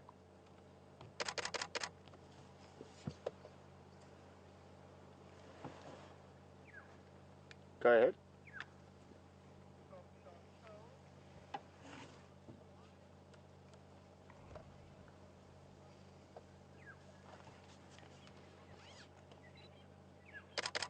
Good afternoon, Chantal in Canada. Thanks for joining us this afternoon. Chantal would like to know why hyenas are considered to be closer to the cat family and the dog family. To be quite honest, Chantal, they actually, it's quite a difficult or misleading question because they're not really dogs nor cats. They're probably more closely related to your mustardades, sorry, not your mustardades, your like your honey badgers and your mongooses. But basically it would be that when in the genetic split on that sort of evolutionary tree, they would have split closer from the cats than from dogs. Just so we can hear something going on in the background there. It's the same hyena, he's vomiting up a bit more.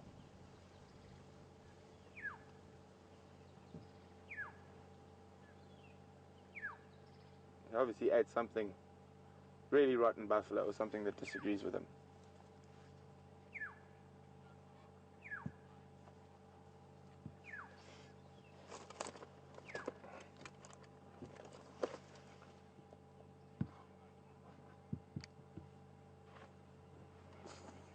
Philemon's dip Nisikaya is active.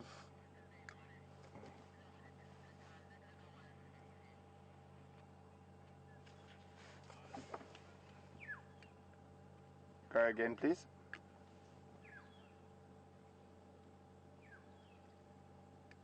Sorry, could you repeat the question?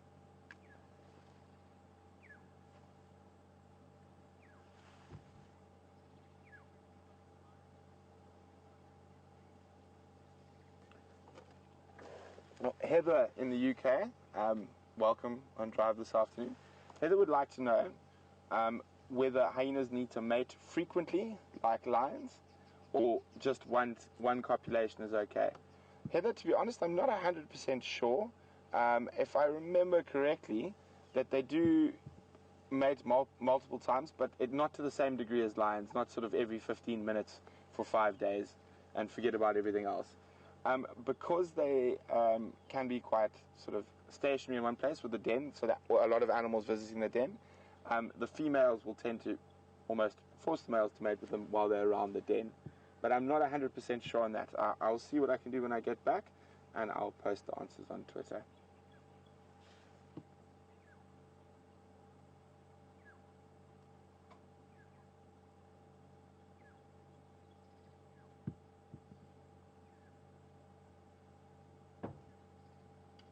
Sure. All right. We've got elephants joining us at the hyena den. How's that, guys? We don't even have to go look for the elephants. We've got elephants coming in behind us. Can only see one at the moment. This can always be quite fun, especially if it's a young bull. You might just decide to chase the hyenas because they're there.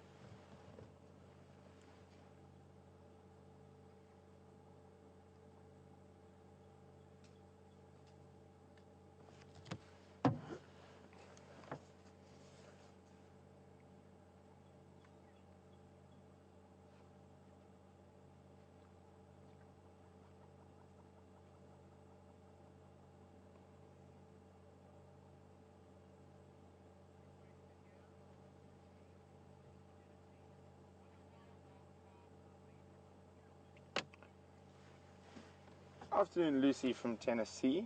Welcome on Drive with us this afternoon. Lucy would like to know whether a wild dog would harm a hyena pup. I would say most definitely if they did catch the hyena pup away from the den or at the den, out of the den while the adults went around.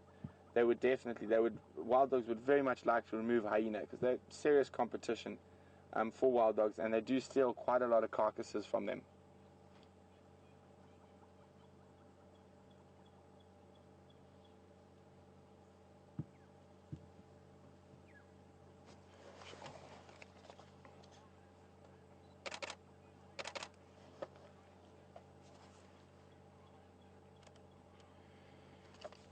Afternoon, Laura from Happy Valley. Welcome on Drive with us. Laura would like to know whether there's a way for a hyena who is lower standing in the pack to move to a higher spot in the pack.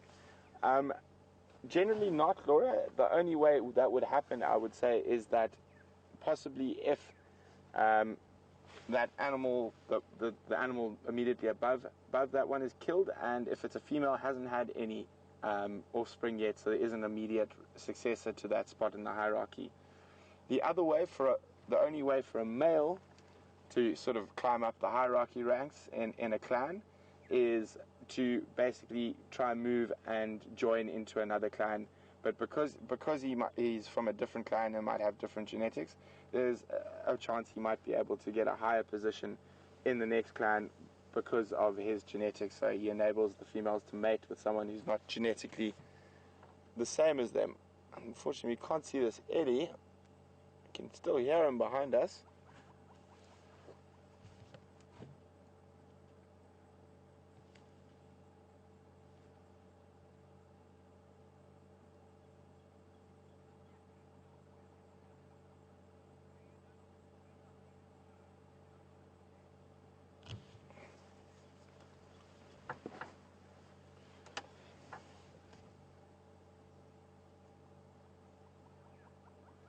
Afternoon, Lynn in Canada. Lynn would like to know where do hyenas go after when they leave the den? Are they solely nomadic, or do they have set territories?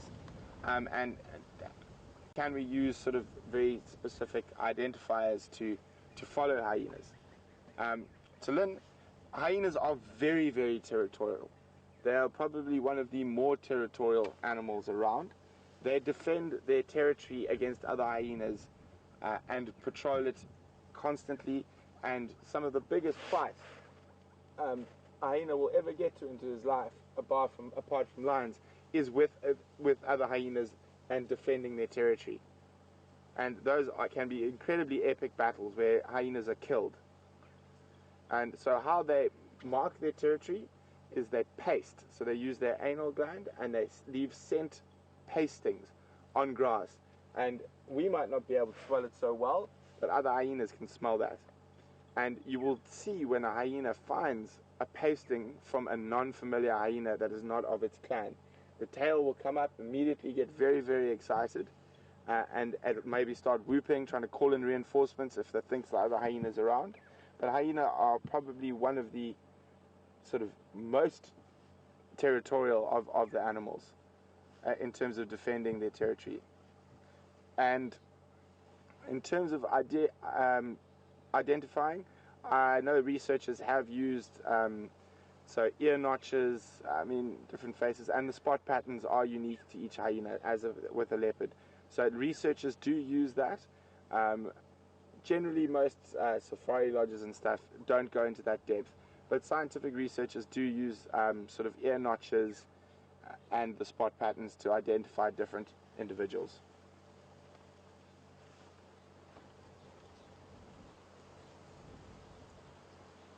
Well, I think the baby seems to have gone back down the hole.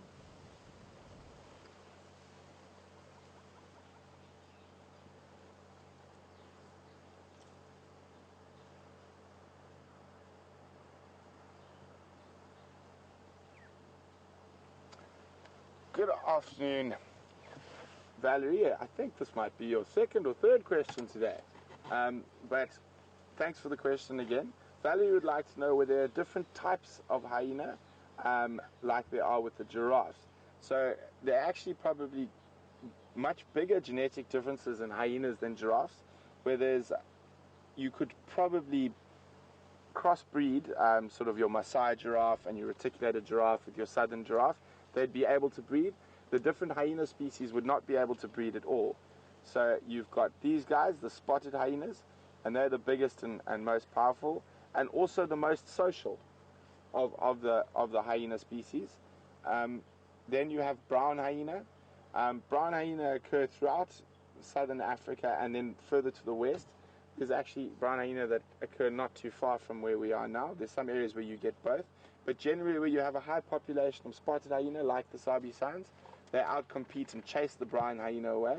The brown hyena is best known as sort of the strandwolf, which basically means the beach wolf, because they're able to survive in an extremely arid desert climate in Namibia, and they patrol that coast, the skeleton coast on the desert in Namibia. And they pretty much only go up as far as southern Angola. Your third hyena species is called a striped hyena.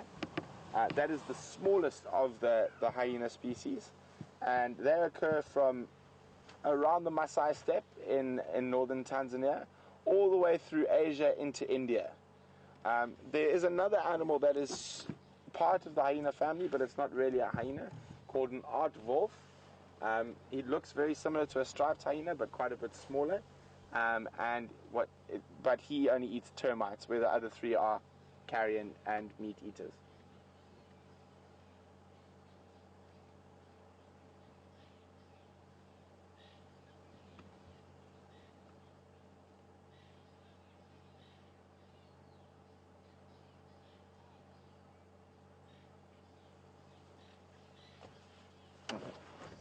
Good afternoon, Jonathan De Beer.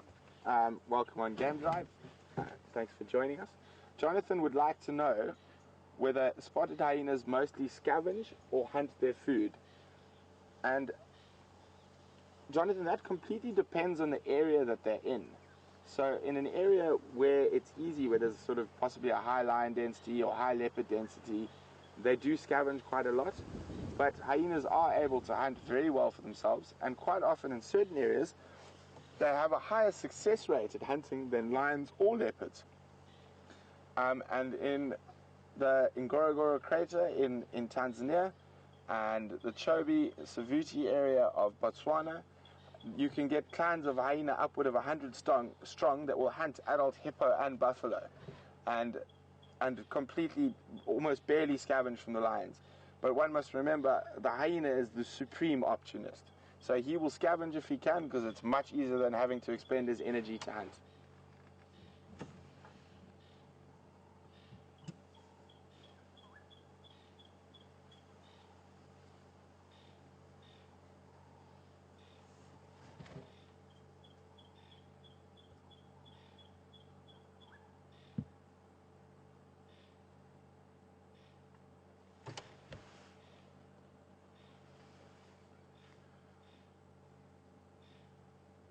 Well, these guys are being quite lazy. What we can try to do is go around the other side of the den, see if we can get some visuals of the youngster, who's still only about 3 or 4 months old. He's still black. And then hopefully if we can get some views of him. Otherwise, would you guys like to stay at the hyena den after that? They are all quite sleepy. They don't seem to be doing too much. So would you guys send in whether you would like us to stay with the hyenas or try find that elephant that came past behind us while we've been sitting here? Please send your requests to questions at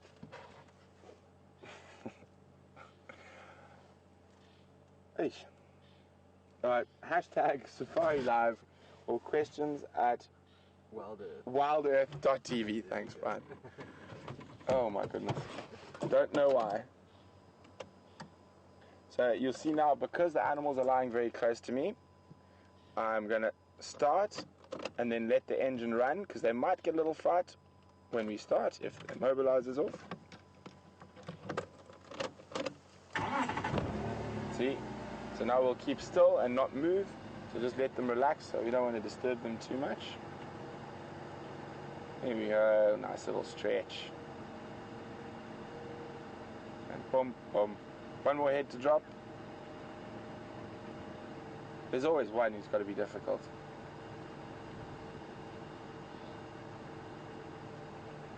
Right.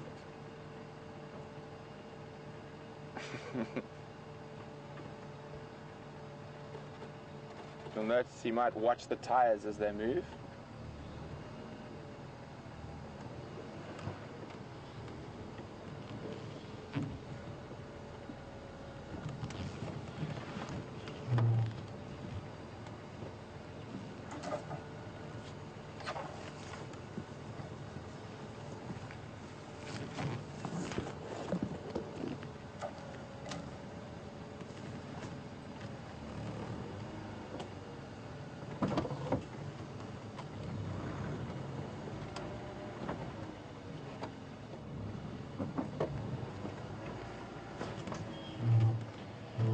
Okay guys, it seems like the general consensus is that we should try and go find a few more Ellies. So if we don't get a nice clear view of the little cub, we're going to continue on and try find those Ellies again.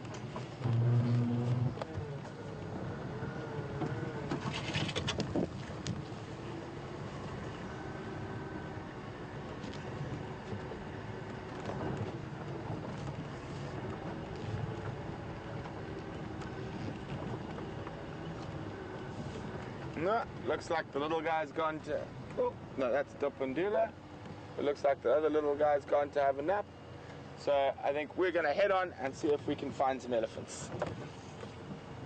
So try with that bull who came past us now while we're sitting in the den.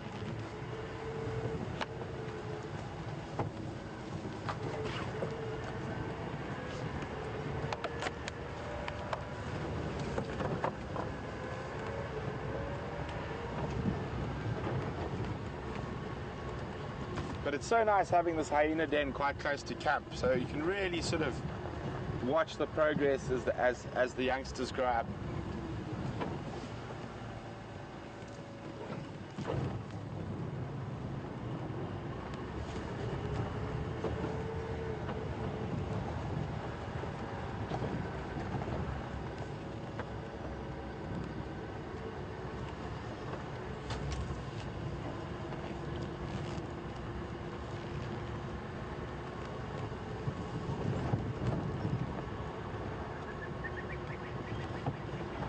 So what we're going to try to do now is see if that elephant is still sitting in the block here somewhere, or he's actually crossed over this road.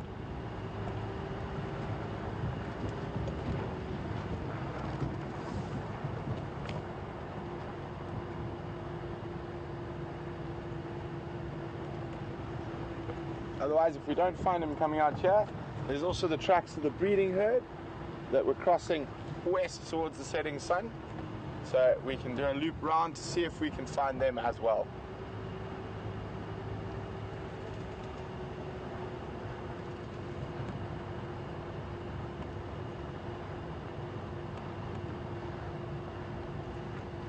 have been about here.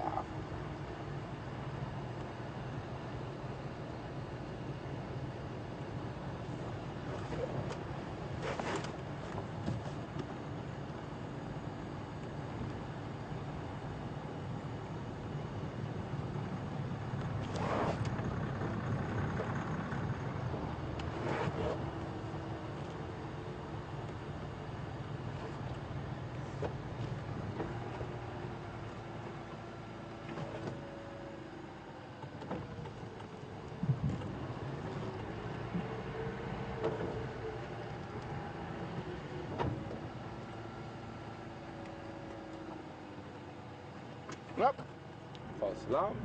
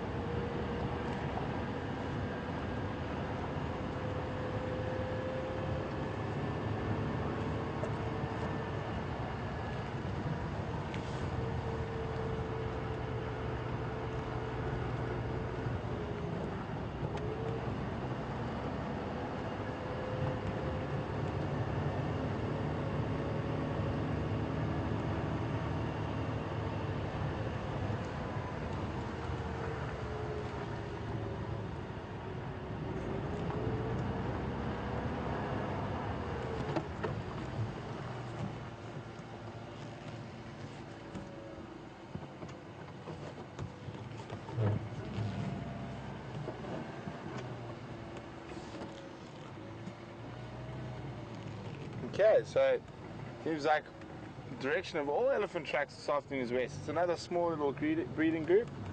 The tracks are also heading west. So what we're going to do is we're going to head up to what I think I remember it being called Catherine's Road. Is it Catherine's Road? Rebecca's Road. And to Zoe's Road, and see if the tracks are generally heading up towards that direction.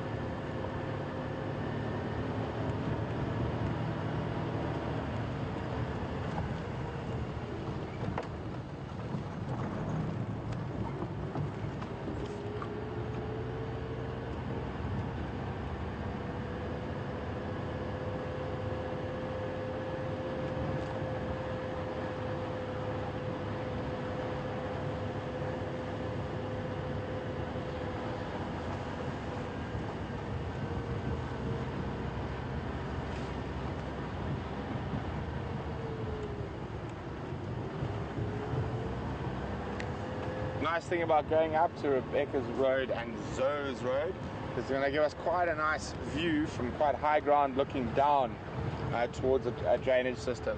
So even if the elephants are quite far away, it's going to give us a good chance to see them from a distance so we can get closer to them.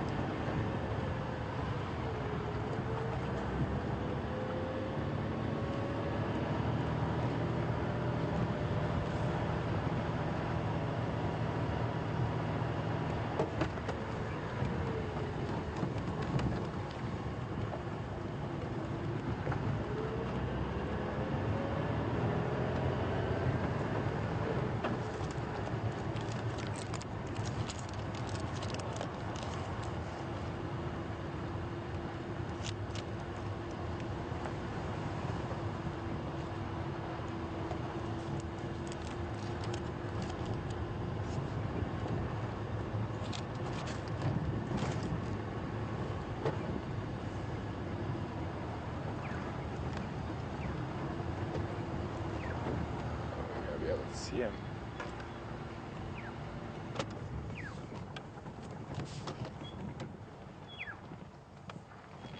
Okay, there's quite a pretty bird calling in the tree here. I'm just trying to spot him. Oh, he's unfortunately just flown off. It's a beautiful sort of chortle, and it's a black-headed oriole.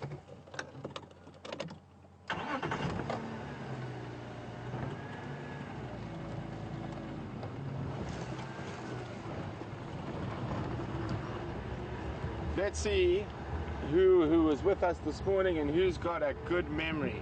I'm going to stop up ahead here shortly, and you can tweet or email us, what did we see at this exact spot coming up this morning?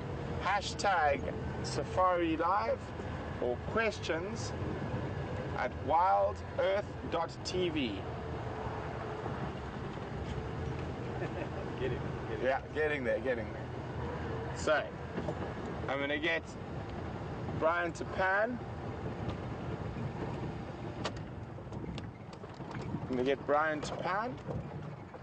And who can tell us what we saw in this exact spot this morning? Sorry. Who can remember? Nice brown ivory tree on the left. But what animals did we find in this exact spot this morning? Hashtag Safari Live or email questions at wildearth.tv.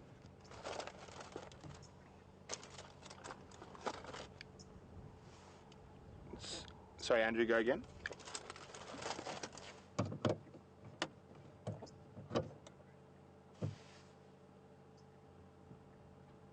Oh, some wildebeests here this afternoon. Good old canoes.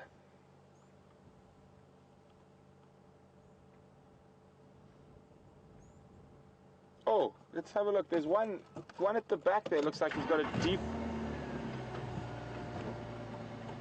So to everyone who's saying giraffe, unfortunately not. The giraffe was down next to Gowrie Dam. This is where we spotted the wild dogs for the first time this morning. Just have a look. The one wildebeest there looks like it's got a deformed horn. I'm going to go and have a closer look now. Yeah, we saw that wildebeest bird. Oh, seriously, you did? Wow. It was named after me, and then that little one jumped. Oh, I don't know if you guys can hear that, but Brian just said the wildebeest with a deformed horn, they filmed her give birth last year, and they named the baby after Brian, and then it got eaten. Oh, look at him. So, that's the dominant bull there. We saw scratching in the ground. Quite a lot of animals do that. They'll scrape the ground before urinating or defecating in there. It's to try and get their scent into the ground to make the smell last longer. They're such funny looking things.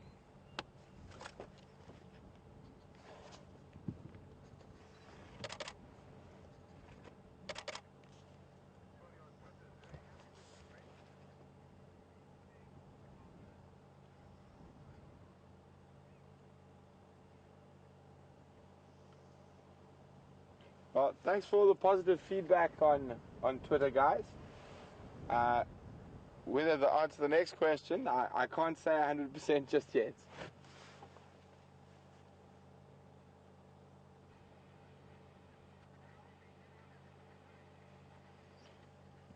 There we go.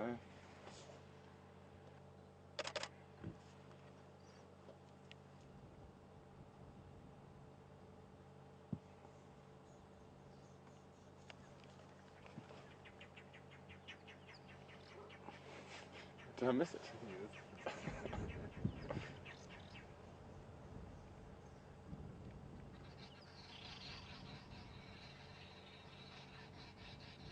Oh, there she is. Now I see it open. It's quite a unique deformity, that one.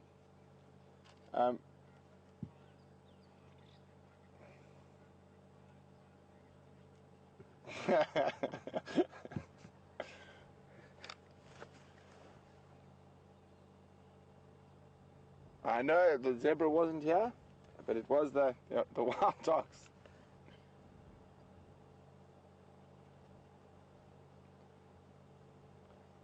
So, I mean, that's great for guys like Brian and Mark that spend a lot of time out here.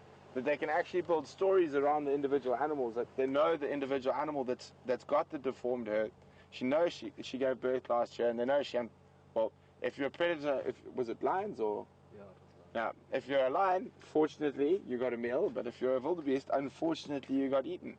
But that's the amazing thing about being able to work in areas for extended periods, is that you do get an opportunity to sort of get a much better insight into the ongoings of the individual animals that live within that area.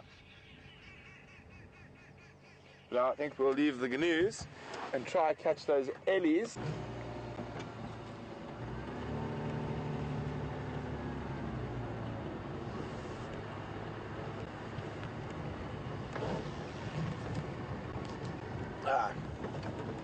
Afternoon, Jonathan. Thanks for the second question. Jonathan would like to know what is the difference between the two types of wildebeest we get in South Africa. So this is the blue or brindled gnu, and the other is the black or white-tailed wildebeest, which can be quite confusing because they also call the East African brindled gnu or blue wildebeest a white-tailed or white-bearded gnu. But the main difference is our blue wildebeest are a sort of far more low-felt species. They occur from the mid-felt down to the low-felt. Whereas your black wildebeest is a high-felt species. They've got very different shaped horns. Unfortunately, I don't have a book with me that I can show you. But so basically the black wildebeest's horns, instead of going out and around, go forward and up like that. Is probably the best way to describe you. There are a few subspecies of blue wildebeest, but now these are subspecies or not truly completely different species, like the migration in Kenya and Tanzania. That is a blue wildebeest, but he's got a white beard and a white tail, rather than having the black beard and black tail. In the Luangwa Valley in Zambia, you've got something that's got called a Cookson's wildebeest, and he's sort of got lighter pale stripes down his side. And also in the Selous Game Reserve in southern Tanzania and in southern Mozambique, you have a Nyasa wildebeest, which actually has a white chevron across his nose like a kudu does. Very difficult to explain why these little sort of nuances happen in certain areas, but with the Cooksons and the Nyasa, they are separated by large rivers or large mountain ranges. So you could find, if you looked at them over sort of another 1,000,000 years going forward, or even another 500,000 years going forward, they could actually turn into a completely new species that wouldn't be able to mate with the current ones just from being in an isolated area.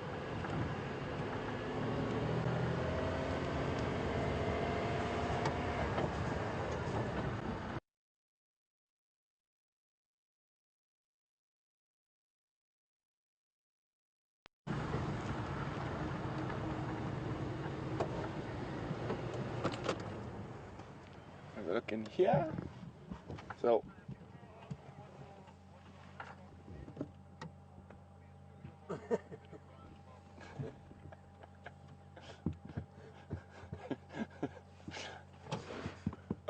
there was a little white crown stripe there, and he's disappeared. The birds are not playing along today. They're just not sitting for us. Sorry to all the birders out there. We are.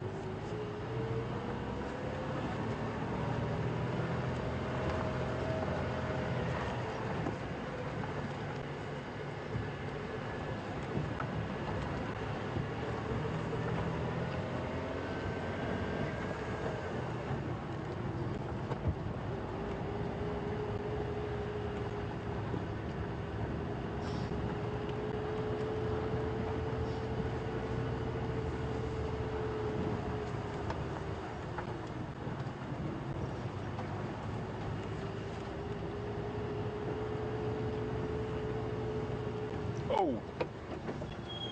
No, you can spot that there, Brian. Very definite elephant, bull, and must. Very strong.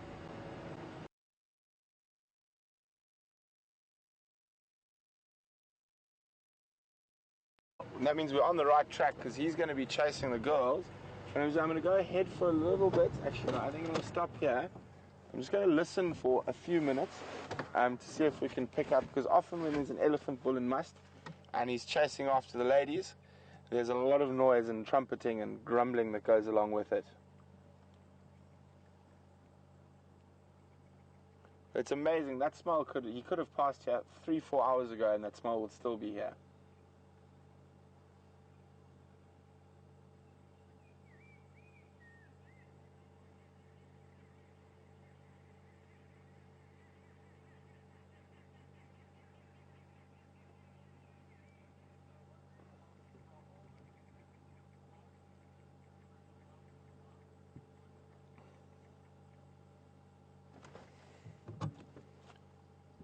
Sorry, go with the name again.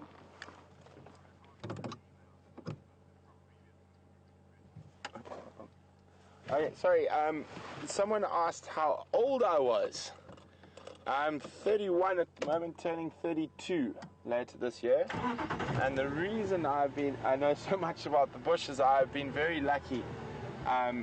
My parents gave me an incredible upbringing in the bush. And over the years I've met and worked with some of the most incredible teachers, from the local trackers to other guides, and you can never really truly stop learning. You can never stop learning, because every day if you make the effort, you will find out something that you didn't know before.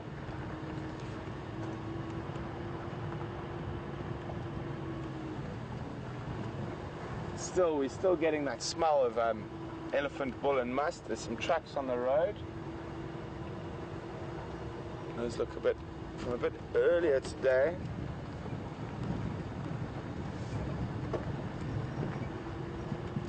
Let's just try to figure where the next road goes. Where else we are on?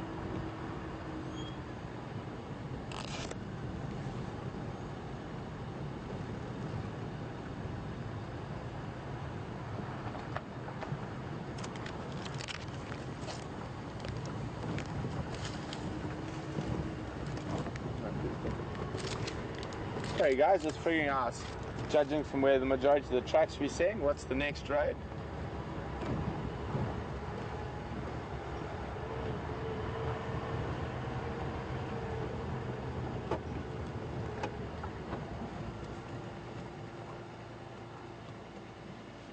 I'm heading back into that way. So all the trucks are sort of heading west again. So we're going to try to cut round onto the next road and then also go straight back west.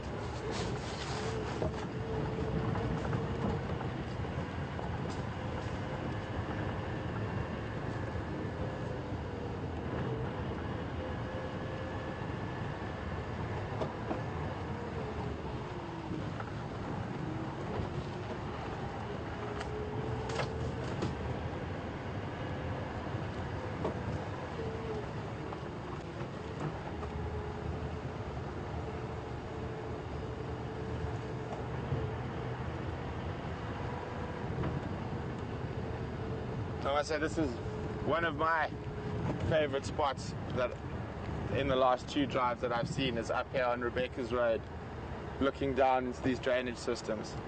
Sitting on a nice seep line with open grassland, very good palatable grasses here. Just really, really beautiful view down towards the drainage line. There's a quote, actually no, not sure if it's an old Ernest Hemingway quote. Miles and miles of Africa.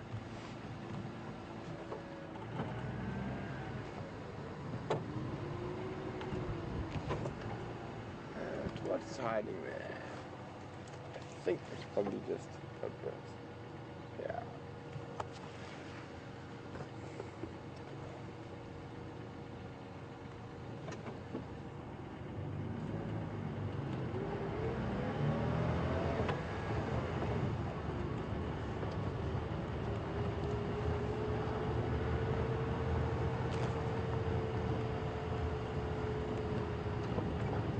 So apparently you guys are a lot faster than me.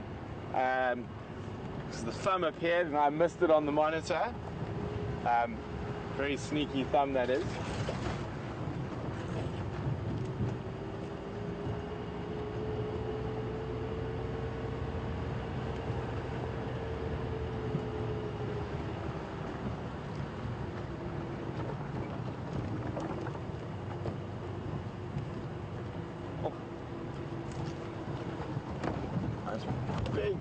torchwood. Beautiful tree.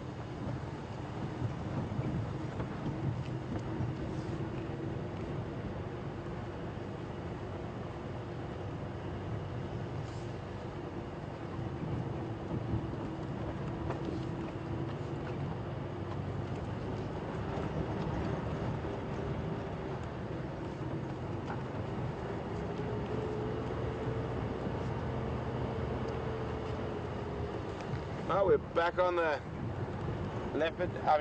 elephant tracks. They are unfortunately heading towards our boundary. So what we'll do is we'll check up on this quickly, and then it is witching hour for leopards. Just the last hour before sunset. Really, really good time to find your predators. They're going to start stretching and moving. So if we don't get any luck with these elephants, and they're still somewhere in one of these blocks, what we'll do is we'll try head down towards the drainage lines again and see if we have any luck around there.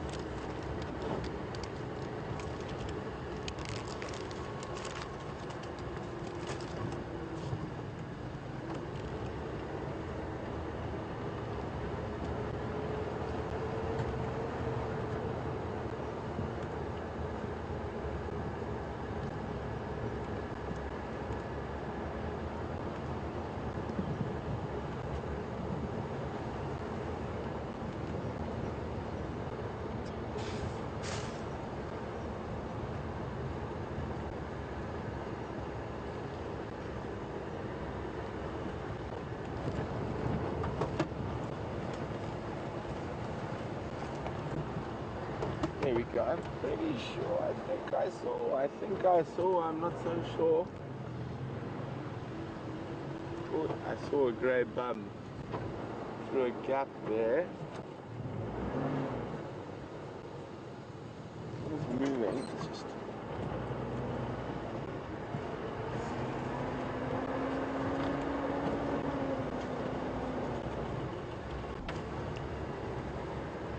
Could be. I so much want to see elephants that I'm imagining them now.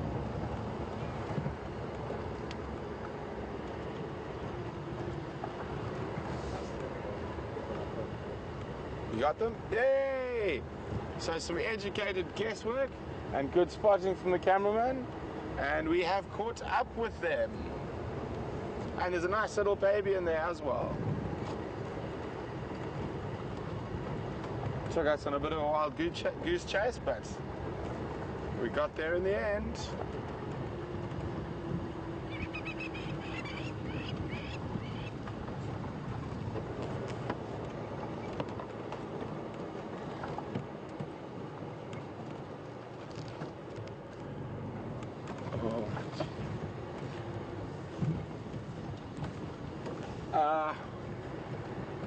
Harry, welcome on Game Drive. Harry wants to know whether I've read The Elephant Whisperer about Lawrence Anthony and what is my take on his interesting relationship with wild elephants.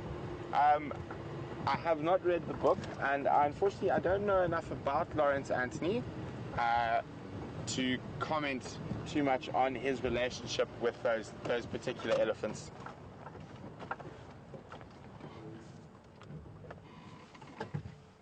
Oh, silly little boy.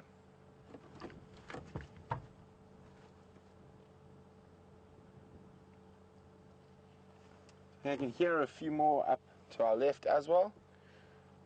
Nice.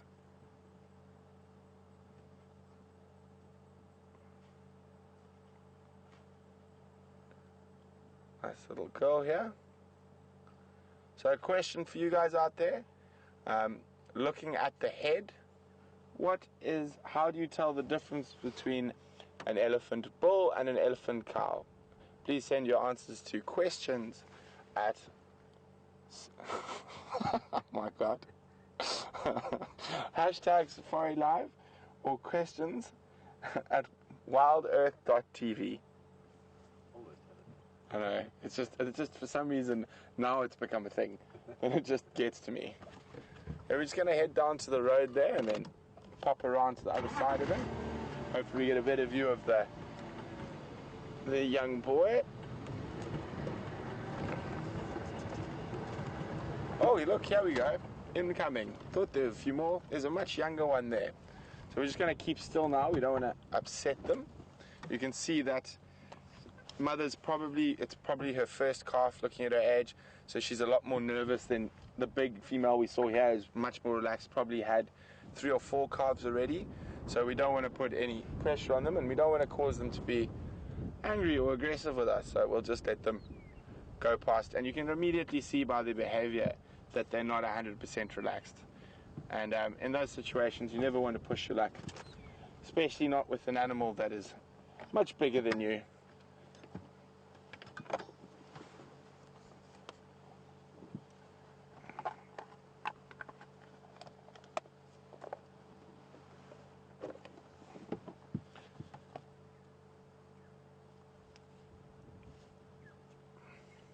I'm very cute.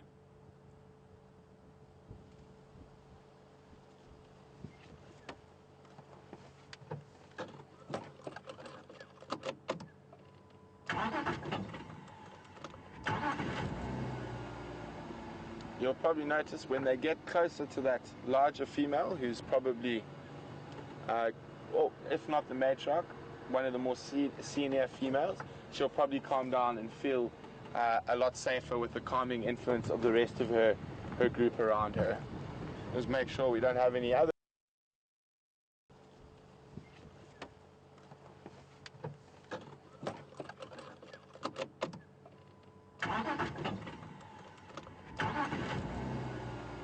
Rounded forehead.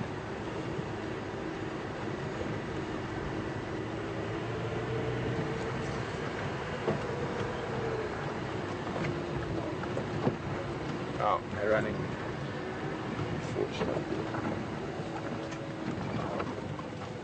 Unfortunately, those Ellies just don't seem to be calming down nicely, and they actually look like they were running across the road. We'll just catch them as they disappear.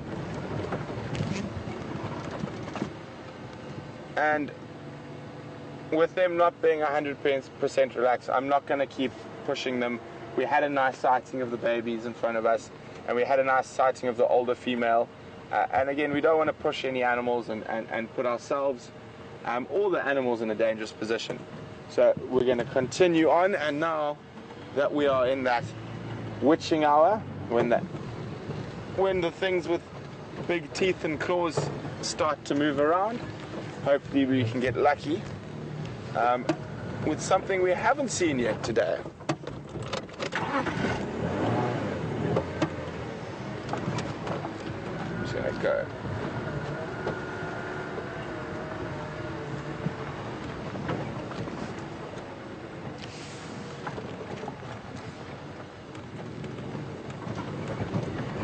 Oh, sorry there, Brian.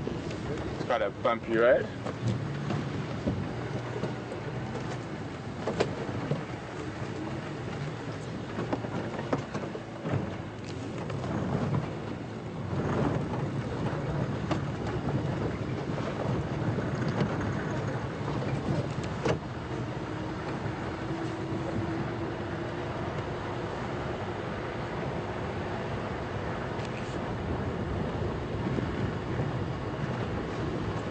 Just work out where we're going to go. I think we only really have one option.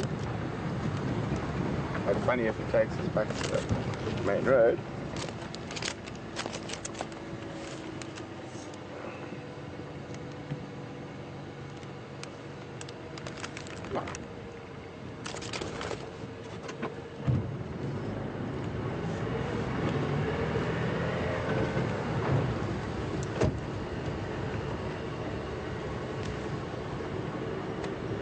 The other reason, specifically that that young cow with the young calf there might also not be 100% relaxed.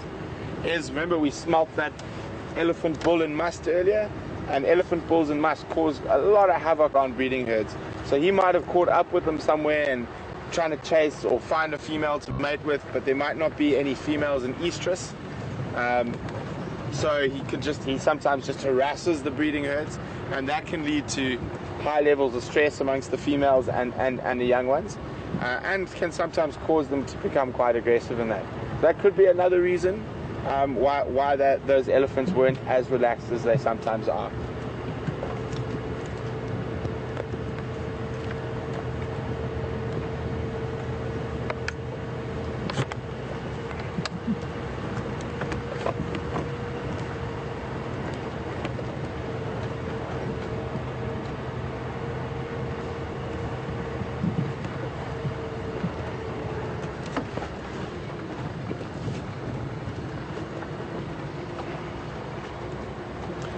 Thanks for the question, Jonathan De Beer. That's another one for you today.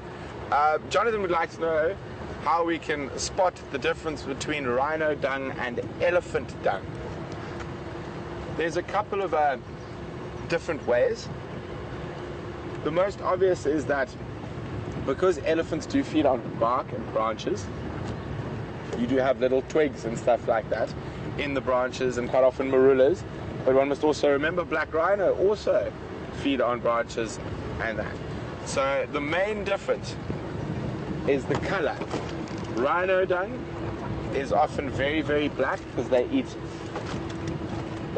exclusively, or white rhino eats exclusively grass. So from the high sugar content and starch content in the grass, you get that far darker black color. Whereas elephants eat quite a lot of bark and branches, and I'll try see if I can spot a nice fresh tree. But you notice where elephants have stripped bark from a tree, this is unfortunately a bit of an old one, but if I see a fresh one I will stop and point it out as well. You get a very red layer under the bark. That layer is called the cambium layer, and that is the layer that transports all the nutrients from the roots up into the tree, and that reddish color is from all the minerals and nutrients, and that is what gives elephant dung that almost orange color. I mean, it does vary because during the summer months the elephants do graze quite a lot of grass, but because they do eat bark, and or specifically that cambium layer below the bark, they will always sort of have that orange color. With black rhino, it basically, their dung looks like baby elephant dung, because the males often kick and spread their dung, so it's not in one place. But if you pick up the little twigs in black rhino dung, because of the angle of the black rhino's teeth, all the little twigs are cut at almost exactly 45-degree angles. So it's perfect little 45-degree angles, and you're not going to find marullas and fruits and things that you would find in elephant dung in black rhino dung.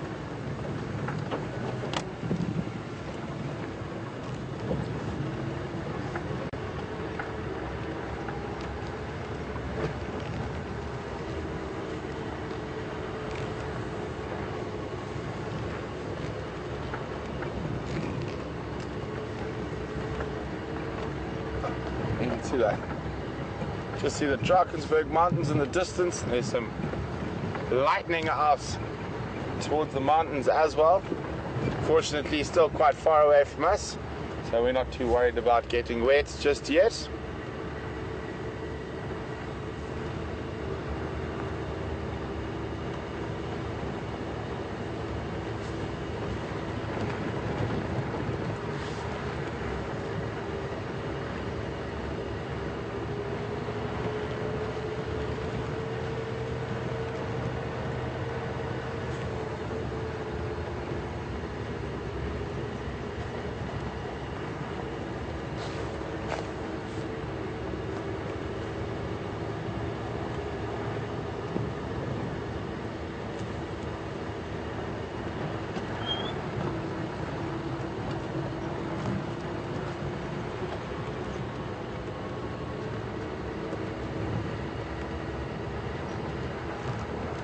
Good evening, Donna from St. Louis.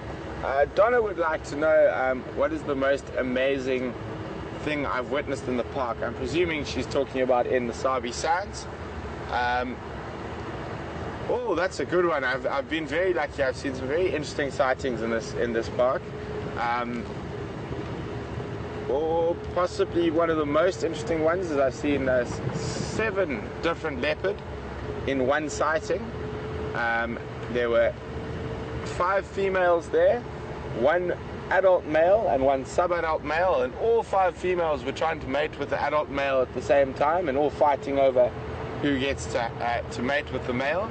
And there was a sub-adult male who belonged to one of the females, who literally was just sitting in the tree, and he had this look on his face that, please get me out of here.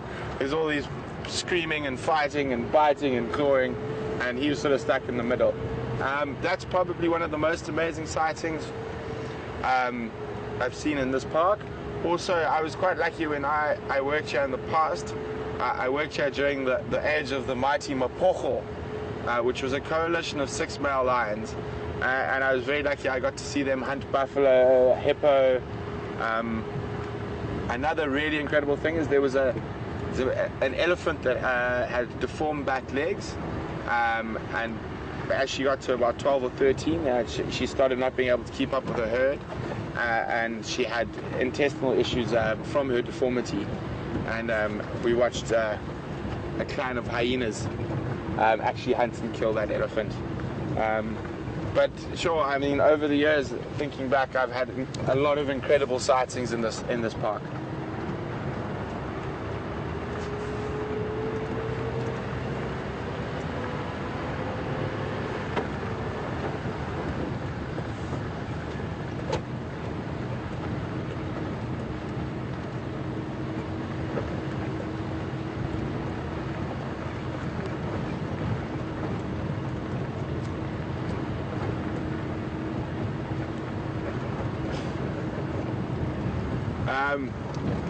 And there's a lot of questions about my how would we say this politely, status.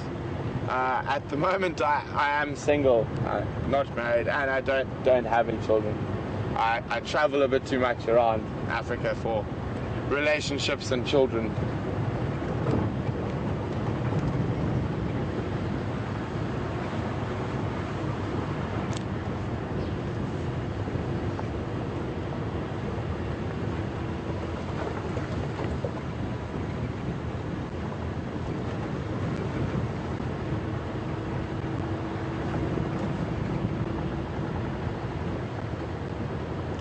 That rain coming in from the east.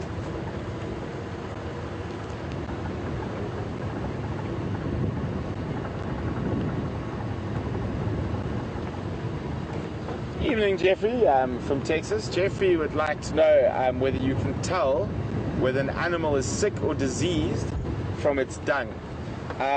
In certain cases you can, especially certain animals you will find parasites in their dung, like flukes or tapeworms or even bot larvae.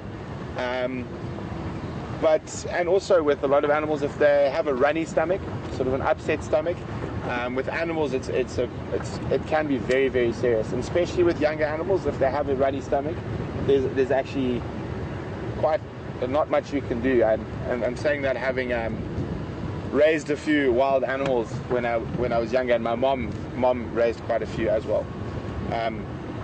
But you can in certain things. With other times, like with elephants, you could probably see if an elephant's really old and it's lost its teeth, just by the fact that it wouldn't be able to break down as much of its food. And an elephant, when it only digests 30 to 40% of what it eats. So with an elephant, you could probably see when he's older that he's digesting even less of that. That there's almost sort of all roughage left and hasn't managed to digest anything.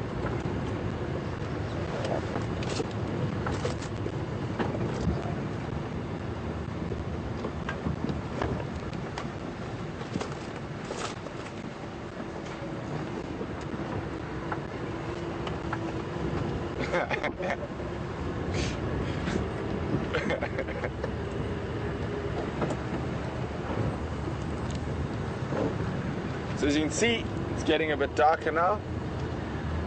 Nice prime hunting time for the predators.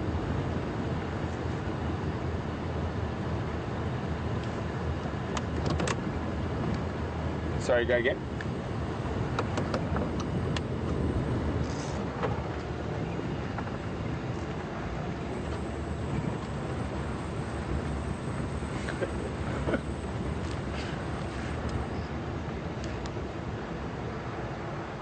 Still a little bit too light to use the spotlight.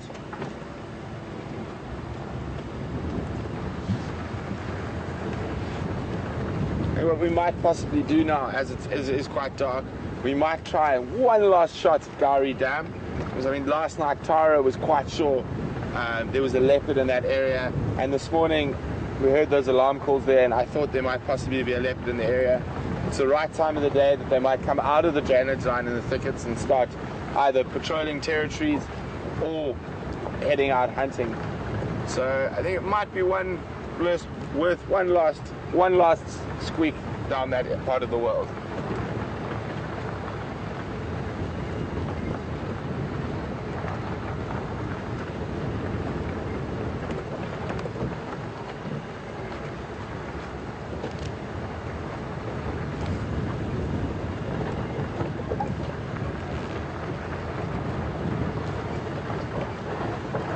Quite a few people are asking about my bracelets and why I wear them and why a lot of people in this sort of industry wear them. Mine are sort of just personal mementos from different countries I've worked in. And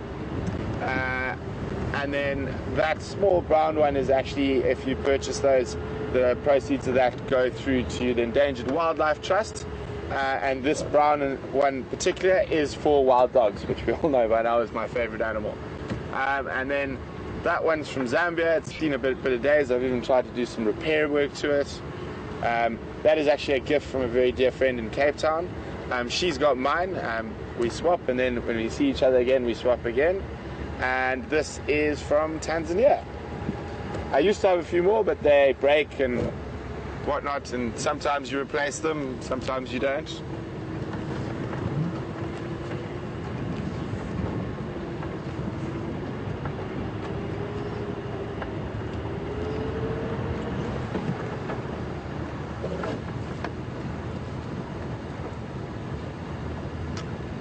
Well, the impala's moving to the middle of the nice big open area before it gets dark.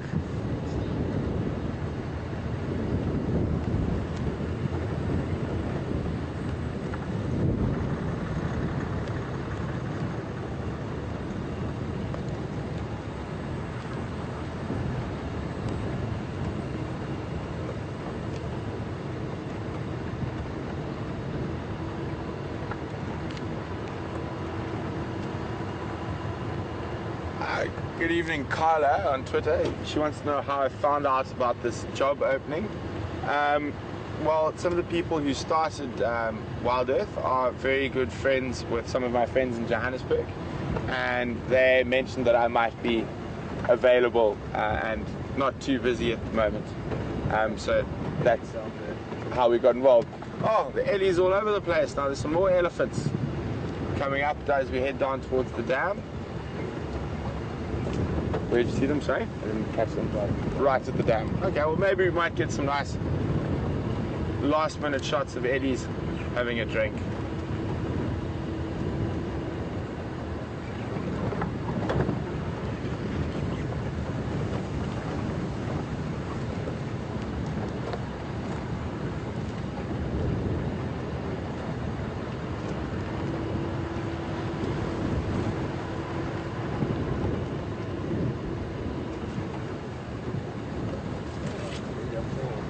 Oh.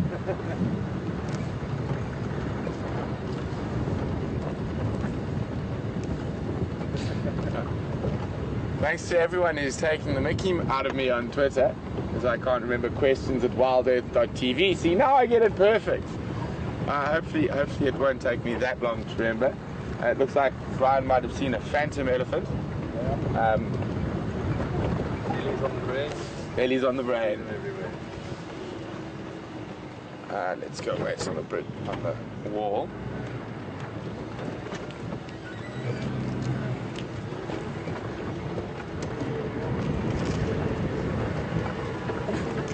It's got a bit chilly all of a sudden.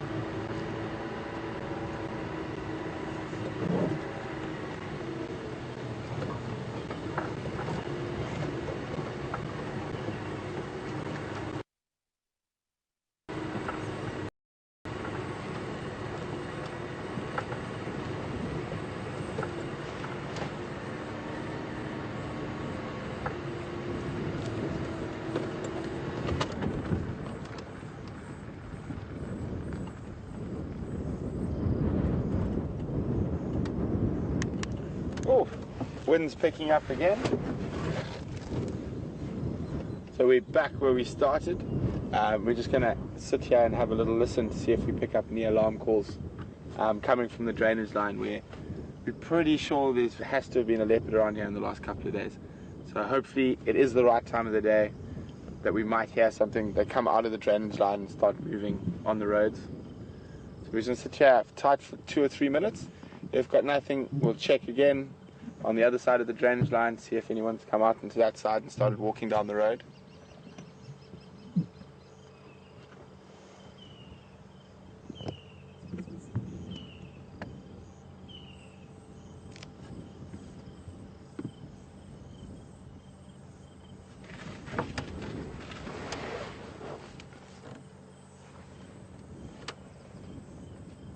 What have you got there?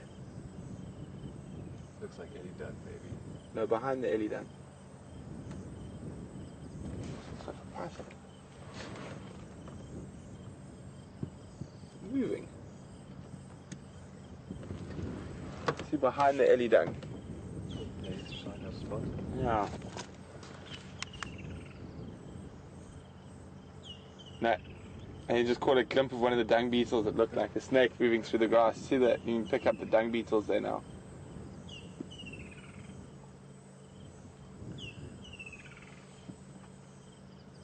Okay, so we can't hear anything, so we're just going to pop across, have a quick look on the eastern side of the drainage line.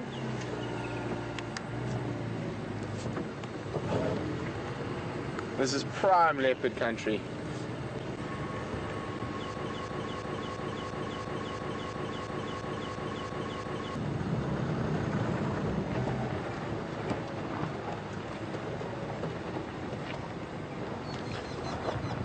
Evening, Steve. Steve would like to know whether elephant behavior changes at night. It can do. Elephants are not very fond of light. That's why we try not to shine spotlights on them if we can help it. They might move a little bit less. It also depends on the time of year and how how pressured they are for food. So if, oh, very fresh Ellie dung. So if they are pressured for food, they might behave similarly as they do during the day and feed on through the day. Otherwise, sometimes they can tend to rest a little bit like they would do in the heat of the day during the dead of the night. What changes elephant behavior more in Africa is probably the reaction to human behavior. So areas where they're under a lot of stress from poaching or often have sort of run-ins with local farmers and villagers, you will find that the elephants then become far more nocturnal to try to bring down their conflict with humans. Nightjar. Nightjar.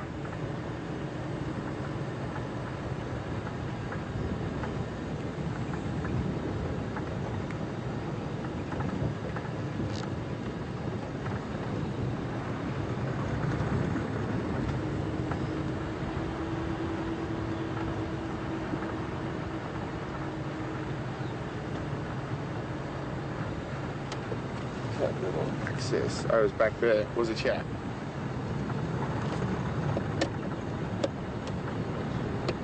Not too sure. I'm maybe a little further back. Yeah.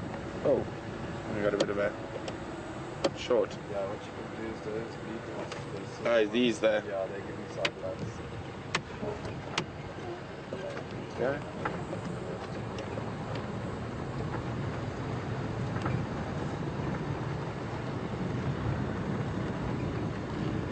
Come on, Spotty Cat, where are you?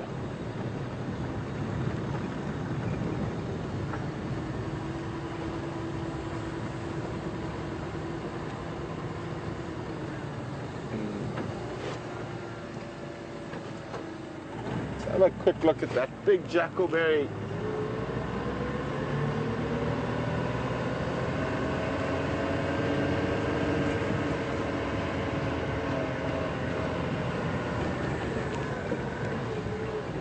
That tree just has a leopard look to me.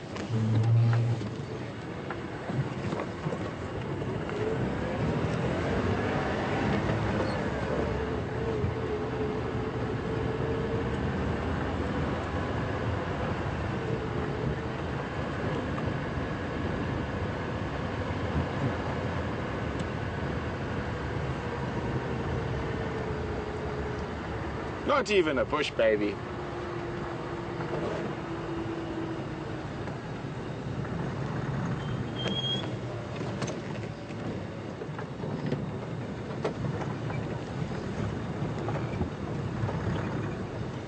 Quick look into the drainage line here.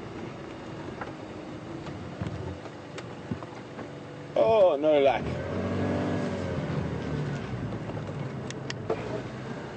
It's a fantastically beautiful African ebony tree. Nice, very big one. One of the favorites for leopards to escape the heat of the day in.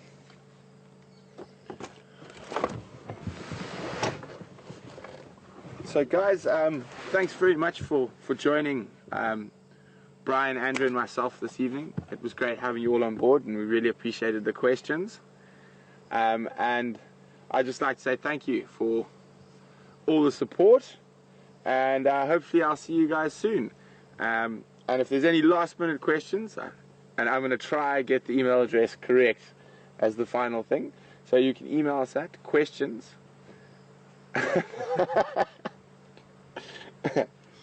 oh my goodness. Hashtag at Safari Live or questions at wildearth.tv. Wow, that is quite embarrassing. That is really embarrassing actually.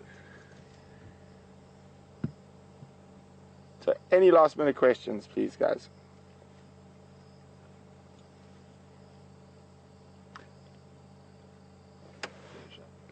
Okay guys, thanks very much for everything and unfortunately we didn't find a leopard. Hopefully there'll be a next time and hopefully we can find some cats next time. Thanks very much guys and have a wonderful evening or day wherever you are in the world.